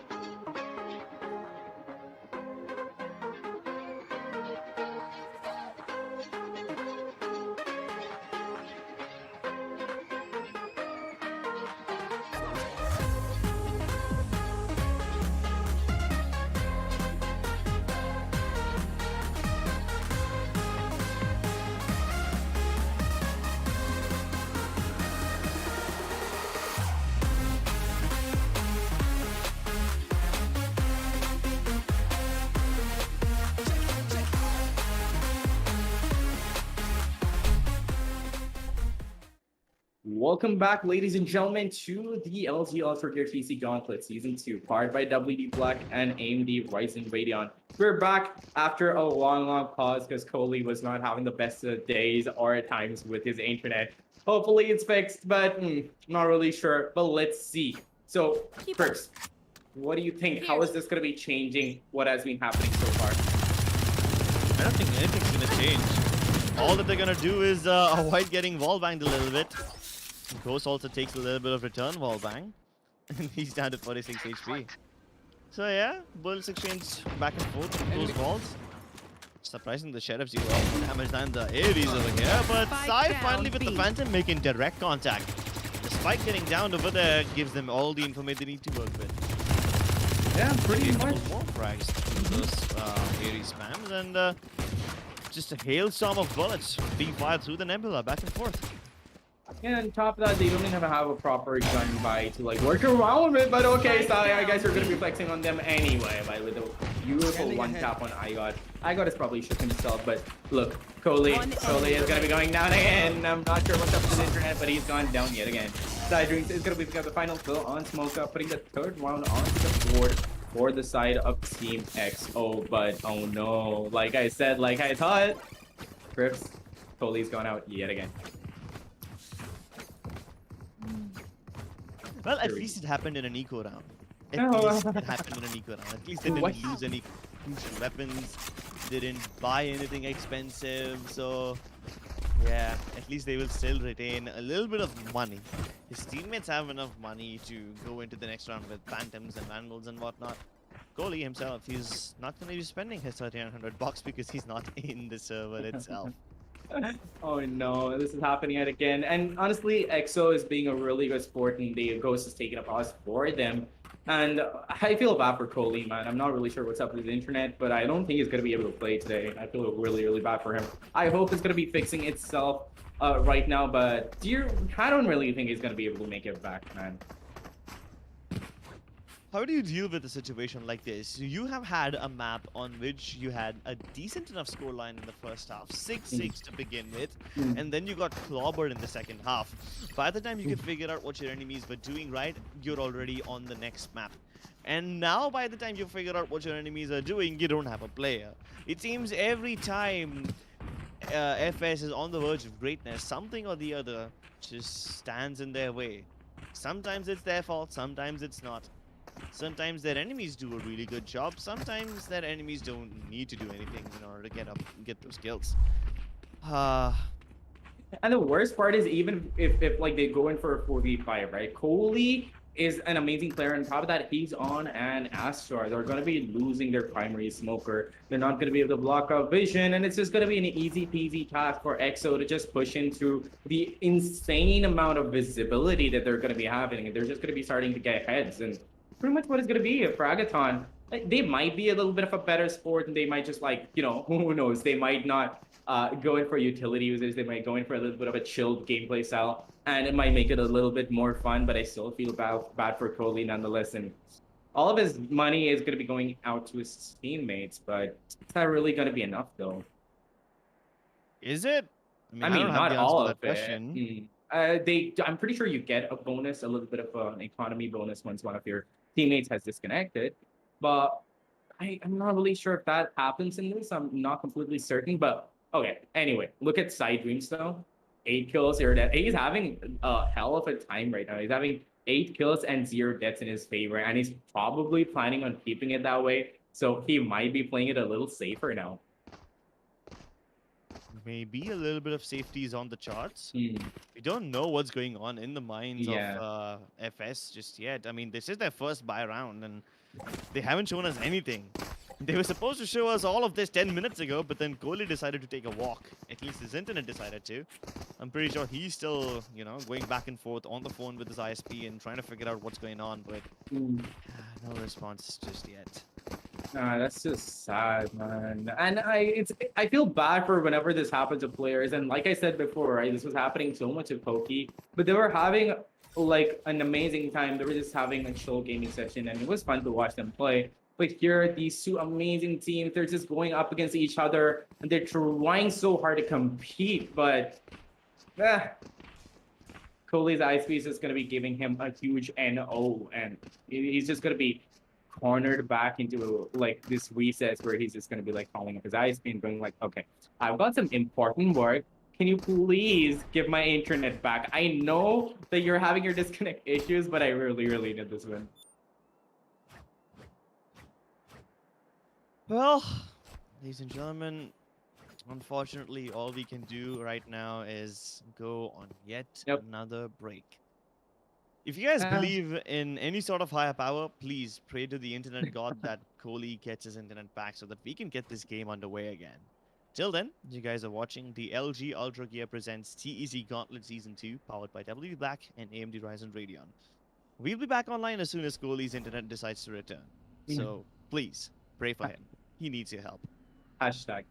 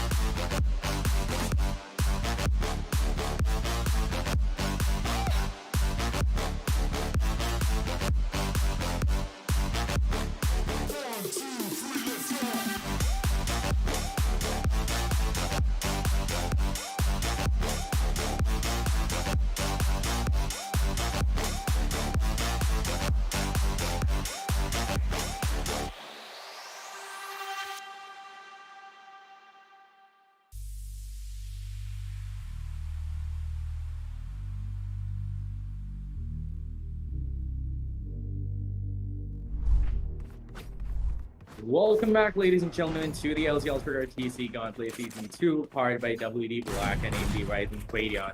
Now, we know that was a really long wait, but honestly, some days you're just not having it. I totally was not having it today, and neither was the internet. So we had to go ahead and replace him. He had to go out, step back out, and Headshot Machine is here. So that's going to be fun now. So that's going to be making up for that delay, isn't it, Crips? Let's see what he's going to be putting up on the board for us. Yeah, maybe Headshot Machine can cause a little havoc on the server. Once again, FS is heading towards Catwalk. This is the 4th time in a row that they're going towards this location. This time, the Astral Stars have not been activated, but they are activated as soon as they try to make their way on the side. The Lear will not be giving them anything. 2 stars have already been committed from the side of Blackhawk. 3 players, 3 defenders, stacked on A. This should be a clear indication that EXO are prepared for this execute. But it seems like FS have stopped in their tracks. Going towards Catwalk. Now they start to head down towards the mid to B region. Probably trying to punch this area from Market. But they have no B main control, which means Wimp should be able to defend this area pretty well all by himself from lane 1. And they're giving up the site. In fact, they're letting the players of FS into the site once again, only to take them down with the utility.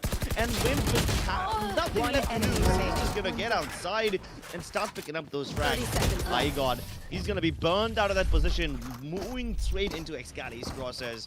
And that's it, ladies and gentlemen. That's how EXO Esports are able to put up yet another round on the board. They were prepared for the A shot push. And the moment FS tried to go for Market towards the B site, they only had one job to do. Get Sai to use his Hunter's Fury and hopefully stop them. Make them go bunny hopping around their toes, trying to dodge that big bad laser beam. While Wimp, with having only a Spectre in his hands, was fighting everyone else. Even if Wimp died, it's not like he's gonna drop a very expensive weapon, so they don't really care. And EXO Esports played them like a fiddle. And honestly, I love how they were playing it like smokes and mirrors, and that was such amazing smokes coming out over there from the side of Blackhawk that really clutched out the run for them. But look at this, Ghost is in a very aggressive spot, but against a hard economy on the side of FS, he might be able to pick up a couple of kills, but he's mostly gotten a couple, gets a third. Oh, I'm sorry, Excali is going to be dangling that. Ghost is going to be getting a third on Cactus, and it's an entire shutdown coming out from the side of EXO, and Ghost honestly wasn't having it. He's like, you know what, we wasted enough time already. I'm just gonna go in. I'm not gonna give them any time, and I'm just gonna be shutting everybody down. And that's all they're gonna be doing. a bit of an unprecedented aggression coming out from Ghost over there, but he knew that they were on a hard eco. They didn't have the money to buy the gun, so he was like, you know what, might as well finish them off. Beautifully done by Ghost. Yeah, and that is going to be putting the 5th round up onto the board for the side of Team EXO. But here's the thing, Headshot Machine is in the game, but since it's such a sudden switch, their entire dynamic is going to be shook just a little bit, and it's going to be harder for them to bring the runs back, do you think? It is going to be a bit harder. But I love the way how EXO were setting up Ghost for success. Oh my god, this time Blackhawk tri-peaks IGOD, and he's going to kill him. Smoke, it does return the favor. That's what happens when you go for tri-peaks way too often. But Excali's doing the same thing again. The hot hands will force Cactus back. But it seems like he's not keen on letting Excali escape. He's forced to stay in that corner because of the gravity well. In fact, the Blaze Ball might just let him slip through. And finally, he's going to get back to safety where he can play with numbers. Once again, an Eagle peak, and this time Cactus wins. Yep, that he did, and that was a really good wall over there. Just like right thinking at the right time means that he wasn't going to get caught off guard in the spray, and that gave him that opportunity to fall back and regroup this team. Meanwhile, Ghost is going to be aggressive again, gets another kill yet again, brings it down to a 2v3 situation. Could go down to either side, but like I said, it's really risky play, but Wimp is just for BI generators and get a clean headshot. Cactus looks at Wimp, but looks at him. I'm not sure why that happened, but okay. He was really low, and all he had to do was swing and not miss, and that's exactly what Wimp is great for doing. He's going to be not missing, gets that kill, and finishes things off by ending Smoke's Reign of Terror as well. 6-0 on the scoreboard so far, Crips, and it's not looking that good for FS right now, and that entire internet issue honestly shook their foundations a little bit. And even if it's not that, they're not being able to counter EXO's entire push on the defense side, and they're also not being able to counter how the smokes are being placed by the Blackhawks. So honestly, FS has to step up their game, but it's seeming to be becoming a daunting task for them. I love how Wimp was displaying some patience over there. Like, that man, when he had the nanoswarm grenade underneath his feet, he did not move right away. Usually when you see a nanoswarm land at your feet, people will dash away, move, run, whatever they can to avoid damage. But he tanked a little bit of damage and then peaked late, which basically led the players of FS to assume that that position was clear, and they didn't check him. And that's how he was able to swing wide and get 2 kills for free. That third kill though, that was just ridiculous. He was not supposed to get that. Oh, plenty of backup available for Ghost. The nanoswarm grenades, they are going to keep him alive for a little bit. And Cactus gets taken down by Wimp as he was trying to initiate onto Ghost. Ghost is trapped over there, but by the time he gets his hands back outside, Headshot will put him down. Back to a 2v4, and FS is struggling once again as all the players of EXO are just winning their duels. Somehow, he was able to get in the sights, but that was just simply not enough. The utility usage from EXO is spot on, whether it's on Catwalk to stop these pushes or whether it's the lockdown and the way they respond to it. It is so brilliant. Like, Ghost got caught inside that lockdown, but the way they protected him with nebulas, with nanoswarms, even with hot hands, it is so good. Exactly what I was trying to say, Crips. Honestly, that was a huge risk by Ghost, but look at the amount of trust he has in his teammates. And these are players he hasn't played with much before. It's an entirely new team, but look at how well they're gelling and they're getting kills. Oh, okay. Blackhawk, meanwhile, is going to be a little cheeky, goes out and gets 1 kill, but that's all it's going to be good for. Smoker is going to be shutting down 4v4 situation, but yeah, back to the matter at hand. Loving the team coordination coming up from the side of EXO, and they're making their guns sing, they're making the utility sing, and I'm loving what I'm seeing, but okay, Excali gets that kill anyway. A little bit of a hippity-hoppity action over there, as he did not expect that push to come in from Headshot, and yeah, kind of an agreement there, but yeah, he makes it count anyway.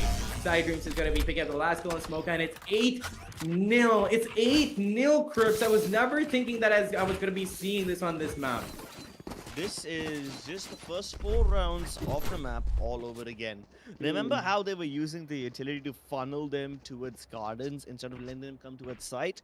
Same thing happened this time around. The nanoswarm grenade basically stopped their advance in their tracks towards 3, forced the spike carrier to go over to its gardens, and hopefully from there go towards the B side via the defender spawn. But every time he tries to do that, they intercept him. This time someone jumped at the bottom of mid to stop him.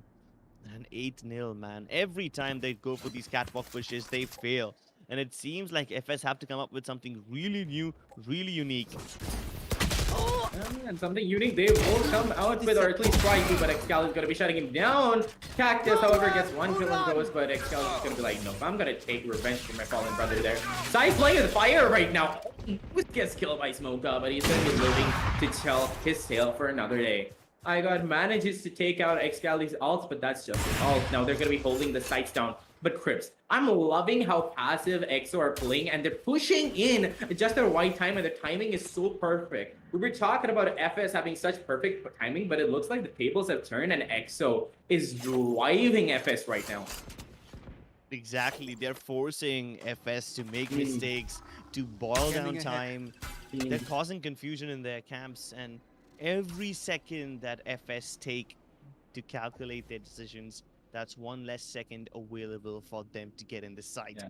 If they want to get into B 30 now, seconds they left. will have to not only overcome the first hurdle in the form of Blackhawk, but they will also have to stop him. So, at least he is able to get one. Sai wasn't able to do anything, so they are able to get into the site. This might just be the first time FS have been able to successfully plant the spike, but that doesn't guarantee them a round. They still need to convert it. Cosmic Divide probably won't discourage the players of EXO from moving in. In fact, it just enables them to go towards the lane 1 area.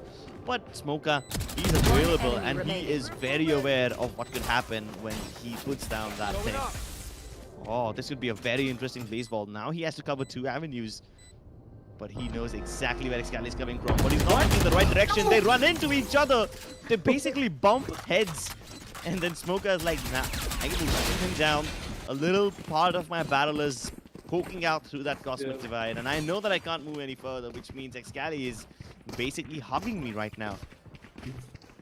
And hugging him in not a friendly way, because this guy was looking to take that head. But yeah, a little bit of a confused moment over there, but that was really good mind games coming out from Excali, but at the same time it was completely read through by Sai. But I mean, I'm sorry, by Smoka. The thing is, like, although it was good, that was just bad luck that they bumped into each other, man. There's not really much you could have done in there in that situation.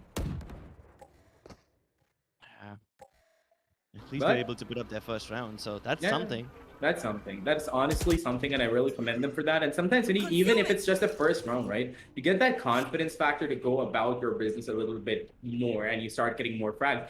But I don't understand why such an aggressive team like Fangs, which is FS now, is becoming passive. I like their aggressive gameplay style, and I like their being passive, but this is a bit too much. Yeah, they're giving a bit too much space to Team EXO. And because they're giving space, look at how aggressively Blackhawk wants to play. He's sitting at the bottom of the mid doorway, the arches. And from this area, he can basically hear everyone who's coming towards Catwalk.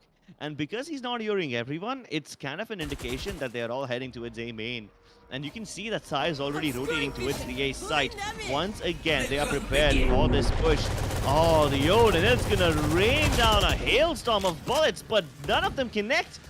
At least the Nanoswarm is able to get Cactus, and Sai is able to shoot them down through the woodworks. More frags come through for the side of EXO, and it's Cali's burning headshot. The utility damage is just ridiculous. 1 kill with the hard hands, another with the Nanoswarm. It's almost like EXO are able to pick up all these frags without even showing their faces. And this has been going on since Icebox. I'm sorry, what is that synchronization, man?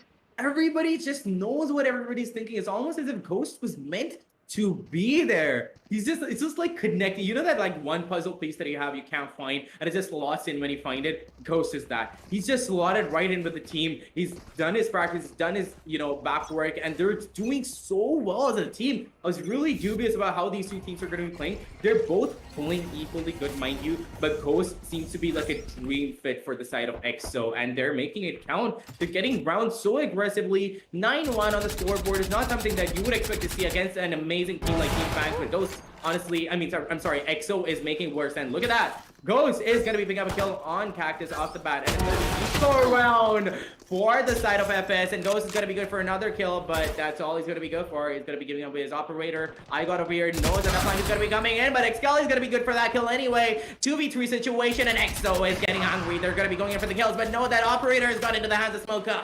And he's going to be making it count as Sidestream is going to be dreaming yet again as he's going to be going down. 2v2 situation and 50 seconds on the clock. This is timed a little bit better. They have more leeway, more time to like play around with. But let's see if they're going to be able to make it count for it. One enemy Started remaining. in contact. Spike has been Spike killed. down, And B. the Nanoswarm will make sure Headshot Machine can't follow up. Ah, poor guy. At least he's able to retrieve it. And he's got 30 seconds, which means there should be enough time for him to go in 30 and plant. seconds left. And luckily for him, the backup is very far away from Excali. Wimp, he's going to have to defend this area all by himself, and he knows exactly where his nemesis is. Pre-fires the corner as soon as that shot machine was about to move into those arches. And that's it, ladies and gentlemen. Last round We before have the switch. EXO on double digits. No matter what happens in this round, EXO Esports are firmly in the lead. Whether this will be a 10-2 or an 11-1, it is going to be a difficult second half for FS nonetheless. Excali. Okay, this is gonna be playing around with this crosshair over there. It's like, yeah, I think I should go for something better to hit those headshots a little better. That was probably one of the thickest crosshairs I've ever seen. Let's see if that crosshair change is gonna be counting for him, but it doesn't really matter because it's 10-1 on the scoreboard. They've got a lot of confidence. Problem is when they get a little too overconfident, don't it? And that's when they start losing frags. But Excali is gonna be good for a kill, good for another. But Smoka is gonna be shutting him down, and Blackhawk at that, and that means that the Astra is going to be down and off the count. Equal. Oh my now, God. but what is that lineup? Although there was nobody there, that lineup is just insane, man. I know, right? It destroys the lockdown. Unfortunately, it doesn't buy them any time. But at least that Hunter's Fury is able to tag one person on the hell. That's great. Another Hunter's Fury coming through from Smoke, even after he was revealed. He's gonna stand his ground, stay over there, and continue fighting. While Ghost, he picks up both of those frags. That was some stylish, nutty headshots. What? What was that one tap? It was like, you know what? This blade is gonna slice clean through the air and clean through your skull. Honestly, I love when I see Ghost bring out his Blade Storm, and he's so confident with it on top of that, because I've seen a lot of Jet players not bringing out their Blade Storm, just like saving it for an eco round. But this guy, whenever he gets it, it's gonna be like, yeah, my blades are up, I'm ready to kill. And he's just gonna fly around the map and just get kills left, right, and center. Honestly, I feel like FS are trying to do the same thing again and again, and Captain Price once said that the definition of insanity is doing the same thing over and over again and expecting different results. They have tried for a catwalk push 6 times. 5 times at the minimum, maybe even 6. And every time they tried to do that, it failed. The few times they did try to go towards the B site, it was once via market with no one coming in from B main, easy to shut down. The other times they went B, it was mid-round and they went in with only 2 or 3 players remaining. And that too with very little time left on the clock, which means they never had enough time to check every corner. They were only able to pull off 1 round, and that too because of the heroics of one of their teammates. And it's not just because these guys were playing really well together. On the side of EXO, though, this seems like a very different team from what we have seen in Season 1. Their coordination is better, their utility usage is superb, and they're able to get frags without even showing their faces. So that is absolutely ridiculous. Speaking of ridiculous, that was a really nice recon dart over there. But that happened, I've seen that happening so many times. So look at this, bloodbath off the bat. Even on that pistol, B2 is going to be picking up another kill for himself, and now it's going to be Scopes. It's going to be Blackhawk to shut him down. Wimp gets an equal trade, brings it down to a 3v3, but it's just the first round of the second half, mind you. If they start getting rounds back on the defense, I've got high hopes for them. And I'm pretty sure me and our resident philosopher Crips over here do want to see a little bit of an overtime action coming in, but EXO, they're just popping off and they're getting kills left, right, and center. B2 picks up another kill for himself, and it's still even Stevens. It's still a 2v2 situation that the spike plant has gone down. Now they have to think it out strategically because Edshot doesn't have a lot of HP on him. Now it's all up to Edshot and B2 to put it at the right time and get the kills, and B2 Chris He gets a beautiful kill on Wimp, brings it down to only side dreams, but they don't have a lot of time to play around with. But yeah, Headshot is going to be getting that kill on side, putting the second round up onto the board for the side of Team FS. But the thing is, although it's 11-1, we still can't lose hope. These guys are amazing. They could honestly bring it all the way back on the defense side. What do you think? I think that this is going to be a very tall order, but Yeah, it it is is. something that they can fulfill to some extent, to some capacity. But I don't think it's going to be enough to hold off EXO forever. They just need to break their economy once, and they will achieve map and match point. And And- on top of that, I'm pretty sure that like EXO is just gonna be chilling right now because 11-2 is enough confidence for them to like, you know, just chill things out and just keep it going. But look at that, they've gone in for a force buy. Yeah, They're, why not? Why not? I mean, I guess They they're were looking able to to- end things. Yeah, they are looking to end things. They were able to win the force by round on Icebox, Yeah. so why not this time as well? And if they're able to break their economy in this round, they will have a much better chance of winning the next one. Doesn't matter if they're able to win the round or not.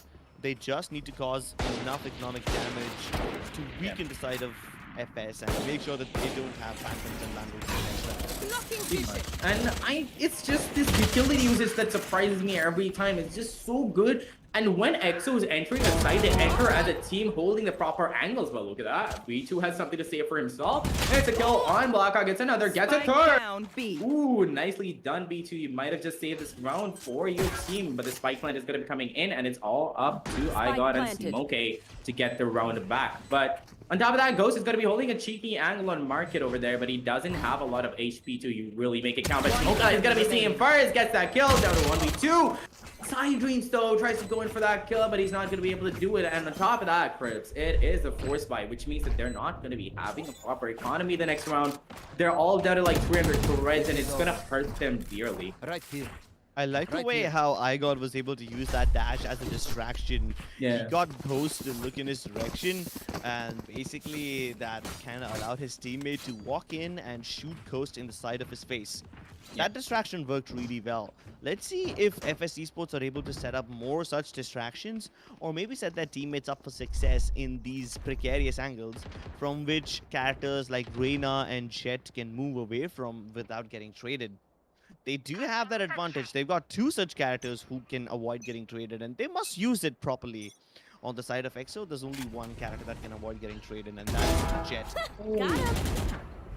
And look at that, it's going to be Nico, and iGod is going to be taking the most advantage of that. Gets a kill, gets a second on goes. He's looking for a third, and he's going to be getting it. This guy's on fire. Spike down Smoke mid. is going to be denying him his ace because he could have picked up a couple of kills for himself too. Wimp over here looking to get a kill, but no. Smoke is obviously going to be having the better gun. He has a Spectre, he has a death. I mean, he has a will to kill, and he's just going to be getting that kill for himself. 11-4, which is still a tall order, like he said, for FS to bring it all the way back. But they've managed to get a little bit of a momentum going on, and that is good to see, considering how this new player came in suddenly in the middle of a match. And it takes a little bit of a adjusting period, even though they played with that guy before. It takes a little bit of time when you're dropping in dead center of the match. You gotta get used to what you gotta switch your normal strategy from what you were using with your other player to the current one. Yeah, and most of the times adapting to such strategies on the fly is something that most teams struggle with. It's hard enough to play with a different player in one map and another one in the next, but they're able to make it work nonetheless. FS Esports getting 2 kills towards the A long area basically gives them all the control in the world. At this point, the Reyna can even move in towards high mid and start working on a backstab where Ghost and Blackhawk will be in quite a lot of danger, and she's about to strike. She has a line of sight onto Ghost. Shots fired, but Ghost is now aware about this backstab. Unfortunately, he really can't do much about it because as soon as he's worried about Cactus, headshot peaks, and both of them are starting to crunch these players towards mid. It's just Wimp left. At least he's in a position from where he can't get taken down right away. But the Spike, it's in a position where he cannot retrieve it unless they offer him 4 individual 1v1 battles, which seems unlikely, but at least the first target, B2, is isolated. Nicely done, FS, and I'm pretty sure this round is going to be going to them too, but Wimp is going to be denying that kill on headshot, but getting a headshot on headshot. 1v3 and not a lot of bullets, but he has the health. He is going to be able to get a kill with 9 bullets. The lockdown is going to be coming in, but at the wrong time.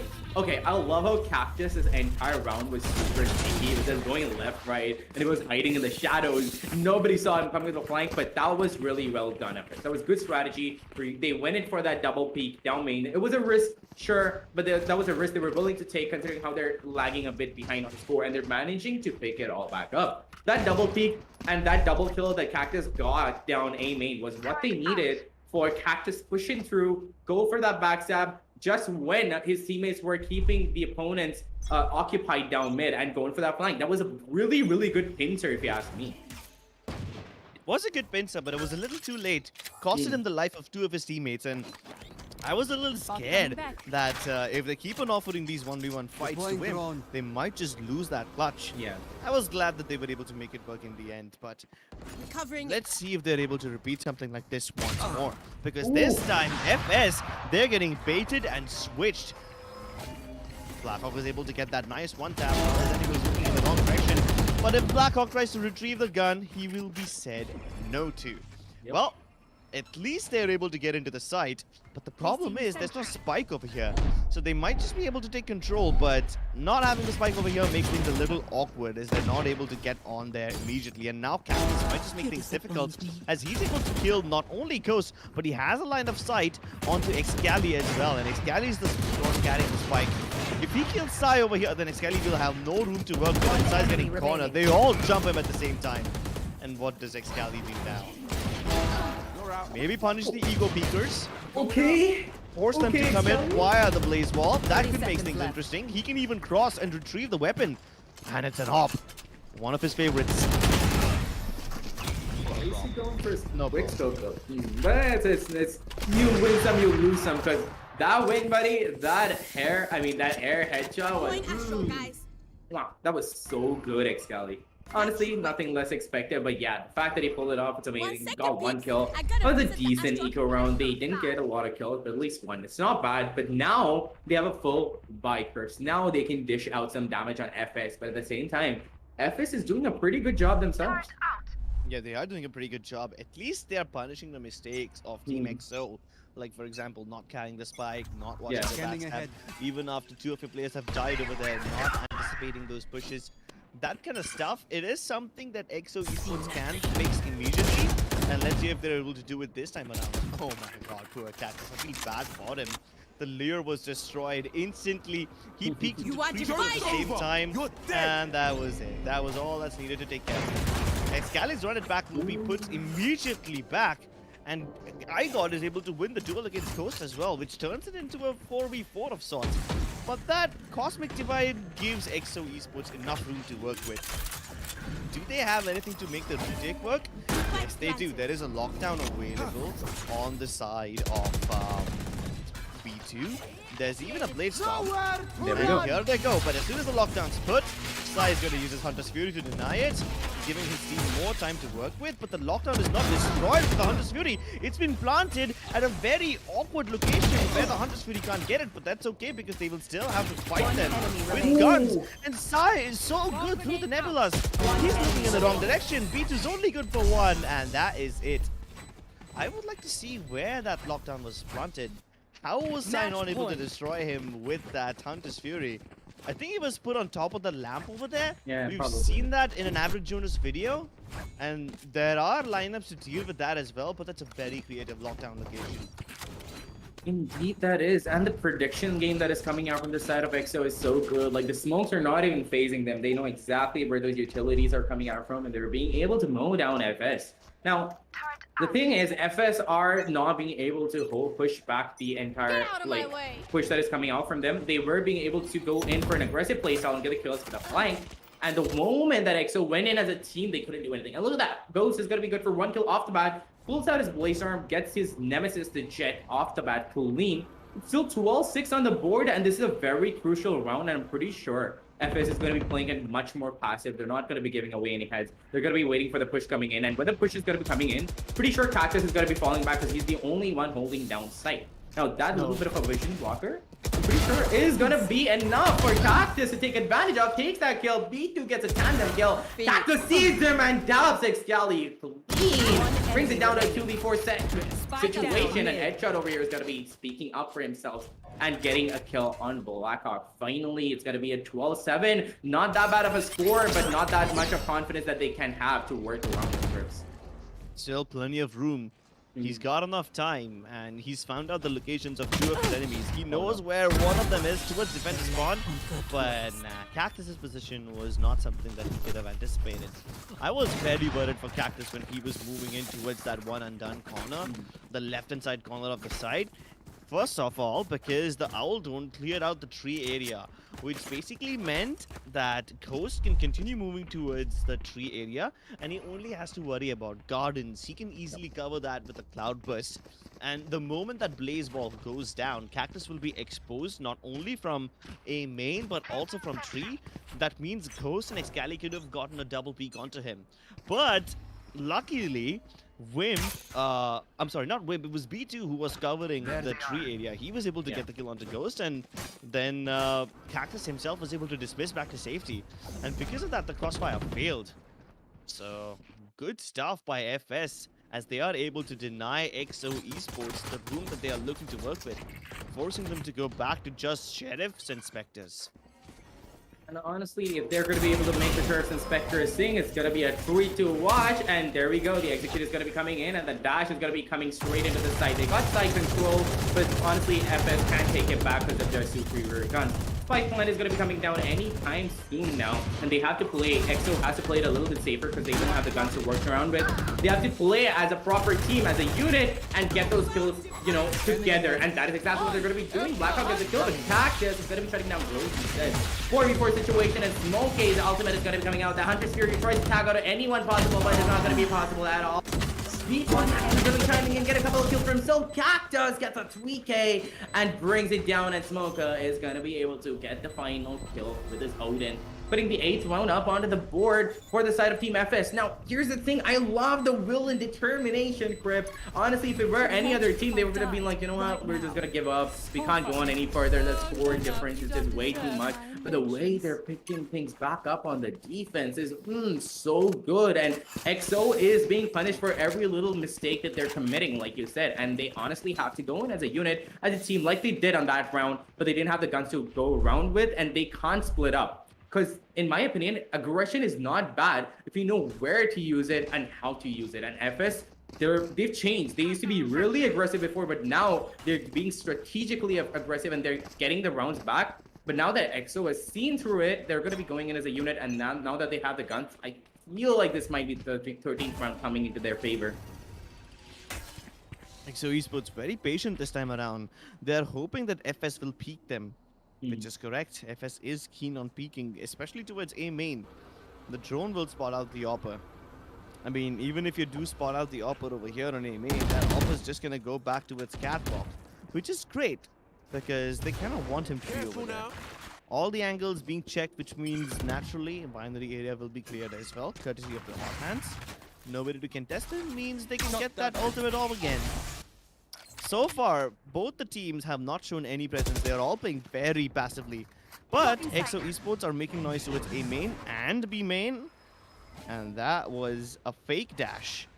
You might have assumed that Ghost will dash into that cloud burst directly underneath Market, but that is not the case. That was a fake dash, which is gonna keep the 2 players on Market over there. The other 2 players, which are on the A side, will be all by themselves, and Igor's able to get one more. Side does get the trade, but will that be enough though? Because the rotation is already on its way, and they're trying to stop the players of EXO Esports from moving in. They're using everything they've got, be it nanoswarms or gravity wells. They're trying to stop them, but EXO finally get into the site. Now can they take good post plots? That's the question. Yeah, and they have to go in as a unit to get those kills, but no, as a unit is what EXO is going to be playing, and Excali gets a kill for himself. Igo gets the equal trade. Spike plan has already gone down, and there is time for FS to play around with, but it all depends upon whether they're going to be able to connect the shots. But speaking of connecting shots, Bijou is going to be missing a few, and he's going to be punished by Blackhawk. So all up to Igo to get a few kills himself, but no! He's going to be putting his gun back into the holster at just the wrong time, and that means that he's going to be losing the round, and Team EXO is going to be winning this entire thing out amazingly well done by both teams, and a little bit of a network issue to add into the mix just meant that FS was not going to be having a good day today, but they gave it their all. They made it back from like I think 11-0 score or something back to 11-7, which is not an easy task at all. The fact that they managed to do that is so good, and I really appreciate them for it. But at the same time, congratulations, Team EXO. Yeah, big congratulations to Team X. So we'll take a look at the match highlights in a bit, and you will notice one thing. It's the way that these guys use utility. Let's start with the first round itself. A Nebula, to stop them from going to its site, forces them to go to its gardens instead, where they have to fight against yet one more Nebula. And what else do they have waiting for them? It's a bunch of shock darts and nanoswarm grenades. And that's how EXO Esports was able to win the first round. They funneled them towards gardens where they wanted them to go, and then FS Esports continued doing the same strat. They continued exploiting Catwalk for the next 3 or 4 rounds until they gave up and they decided to go towards Market. Even that did not work, so they're just basically making FS Esports very frustrated by making them run out of options. And Team EXO, because the defenders can control when the fights happen, they sometimes let FS walk into these sites, let them think that they have a blanket of security, and then wrap that blanket around their heads to suffocate them. Yeah, pretty much. And that was really, really well done. But okay, I feel like this is kind of the moment to like address it. I feel bad for Kohli, man. That guy was really in it to win it. He really hoped, I'm pretty sure, that he was like, you know what, let's take this round. We'll pull it into the third map. We'll take it for the first day of the second season. We're going to come out with a bang. But unfortunately, his network just said no. Even after that, I thought Headshot Machine's arrival would give FS the edge that they needed. And to some extent, Headshot Machine did a pretty good job. He was left in situations where nobody can be expected to be a clutch player, but his presence at least was able to get them into the sites, if not into the post-plant situation. So he did something correctly. In the second half, though, one must say that his timing on activating the Nebulas was actually pretty good, because it bought enough space and time for his team to make proper rotations. At this point, I must say that because of Headshot's addition, these guys were able to rotate on time. Unfortunately, even after time rotations, sometimes EXO Esports just win without even showing their faces. There were just so many instances where the utility usage was great. And they were counting on FS to rotate early, and that's why they put some utilities in certain places, like, for example, that nanoswarm grenade with which they got a kill, the hot hands on so many occasions, and the shock darts. But yeah, that's honestly all that we have to say about it, because we've talked about it in quite detail, and there's not really much more to cover, because EXO's unity and their coordination, it's just like it was unexpected considering how they had a new member of the team. Now, FS did a pretty good job themselves, but I feel like they have a little more room to grow once they get that entire coordination that I got going on. I feel like they're going to be much better, and I'm expecting them to hit much harder in the few upcoming matches that are going to be coming in for season 2. But yeah, speaking of season 2, we are going to be, coming back to the analyst desk in a short moment. But yeah, like I was saying, speaking of season 2, season 3 is not that far off, and the registration are going to be up pretty short soon. So you need the right gear, right? So go ahead, go down into the description, get your amazing LG Ultragear monitors, get your amazing WD Black SSDs, take your AMD Ryzen chips, and just like power your game to the next level. Because without that performance boost, you won't be able to like play up to the mark. Even if your skill set there, your hardware might be bogging you down. So yeah, go ahead, check those deals out. Grab yourself a can of Red Bull too if you can. But until then, we're going to be grabbing our cans of Red Bull, and we're going to be right back with the analyst desk.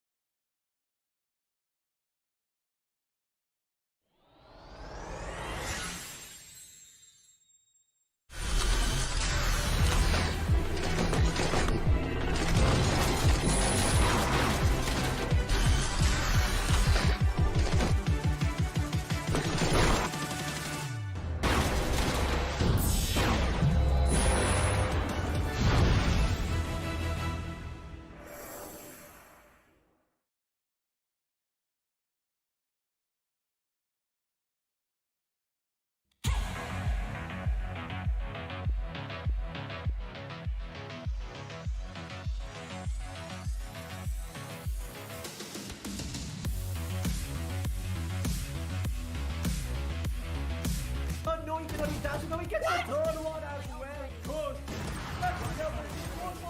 Wow! Gets the side. Fight on! I mean, lightning fast gets another. He's gonna get probably another. Lightning fast! Oh my god! To get one, he gets another. MW1 proving to be the hero. Gets a lot of spam coming in. He gets a. MW1 is coming up clutch. Look out, but look at Paradox! He's gonna go find that one! He's actually gonna be able to get away with murder and probably survive with a third kill as well! One tap on comes in as the backup, and Paradox!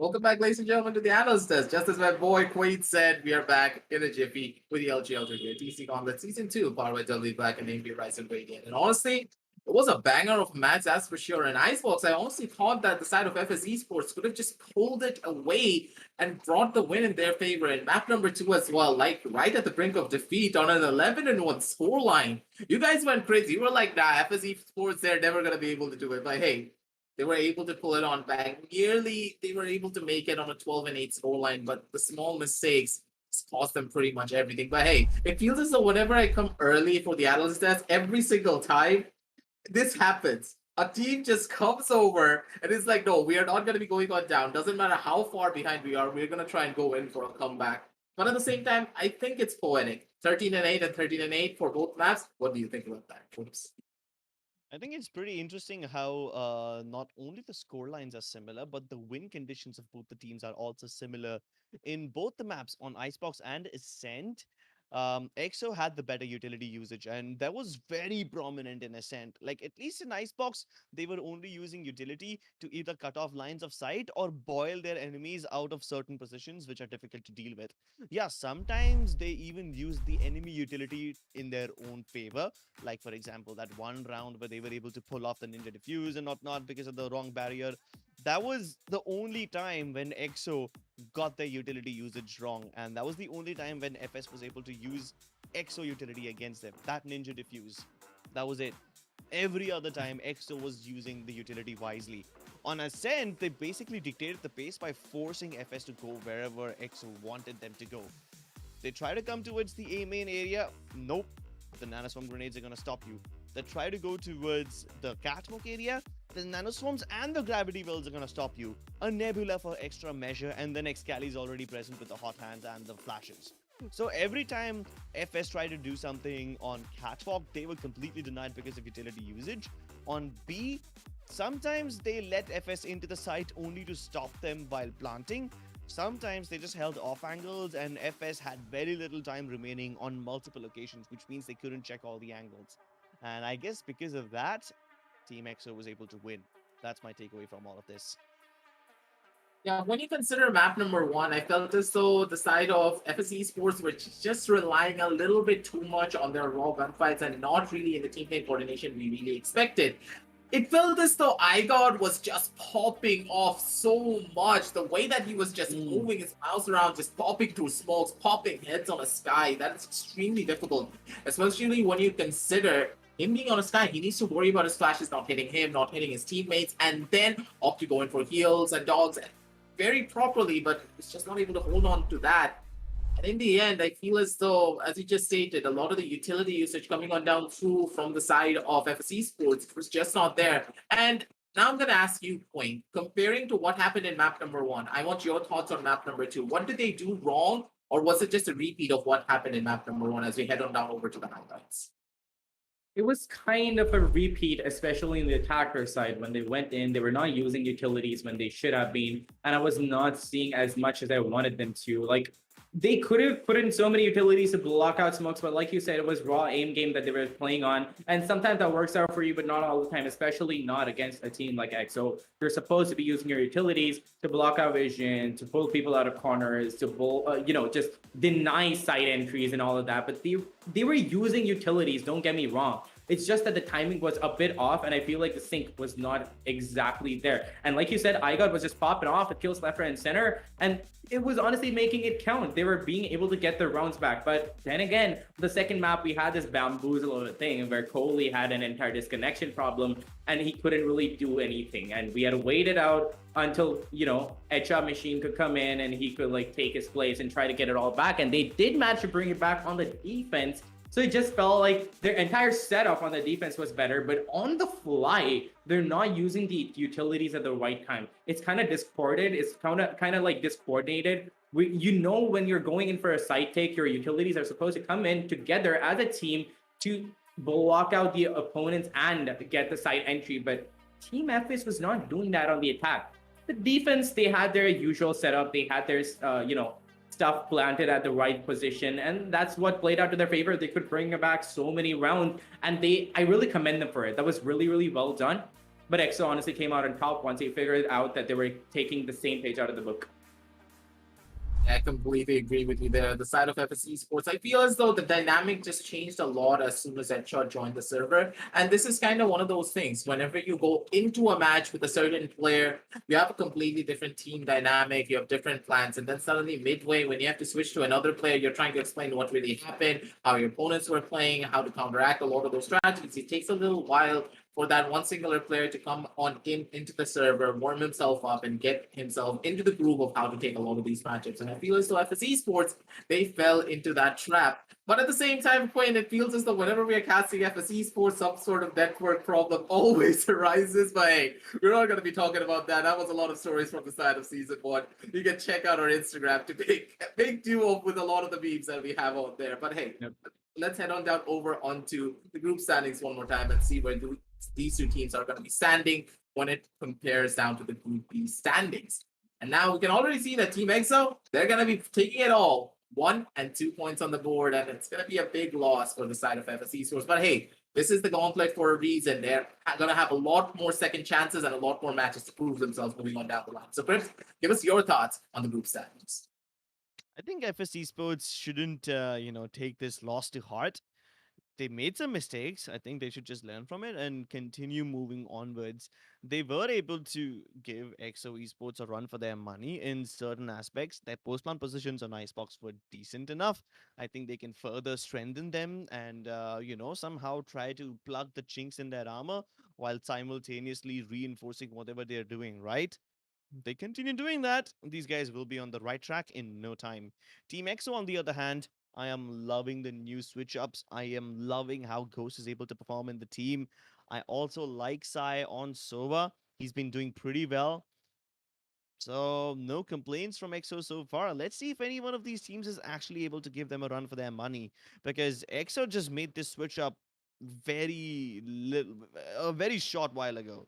It's only been a week or two since Ghost has entered the team. And ever since then, this guy has been on a roll.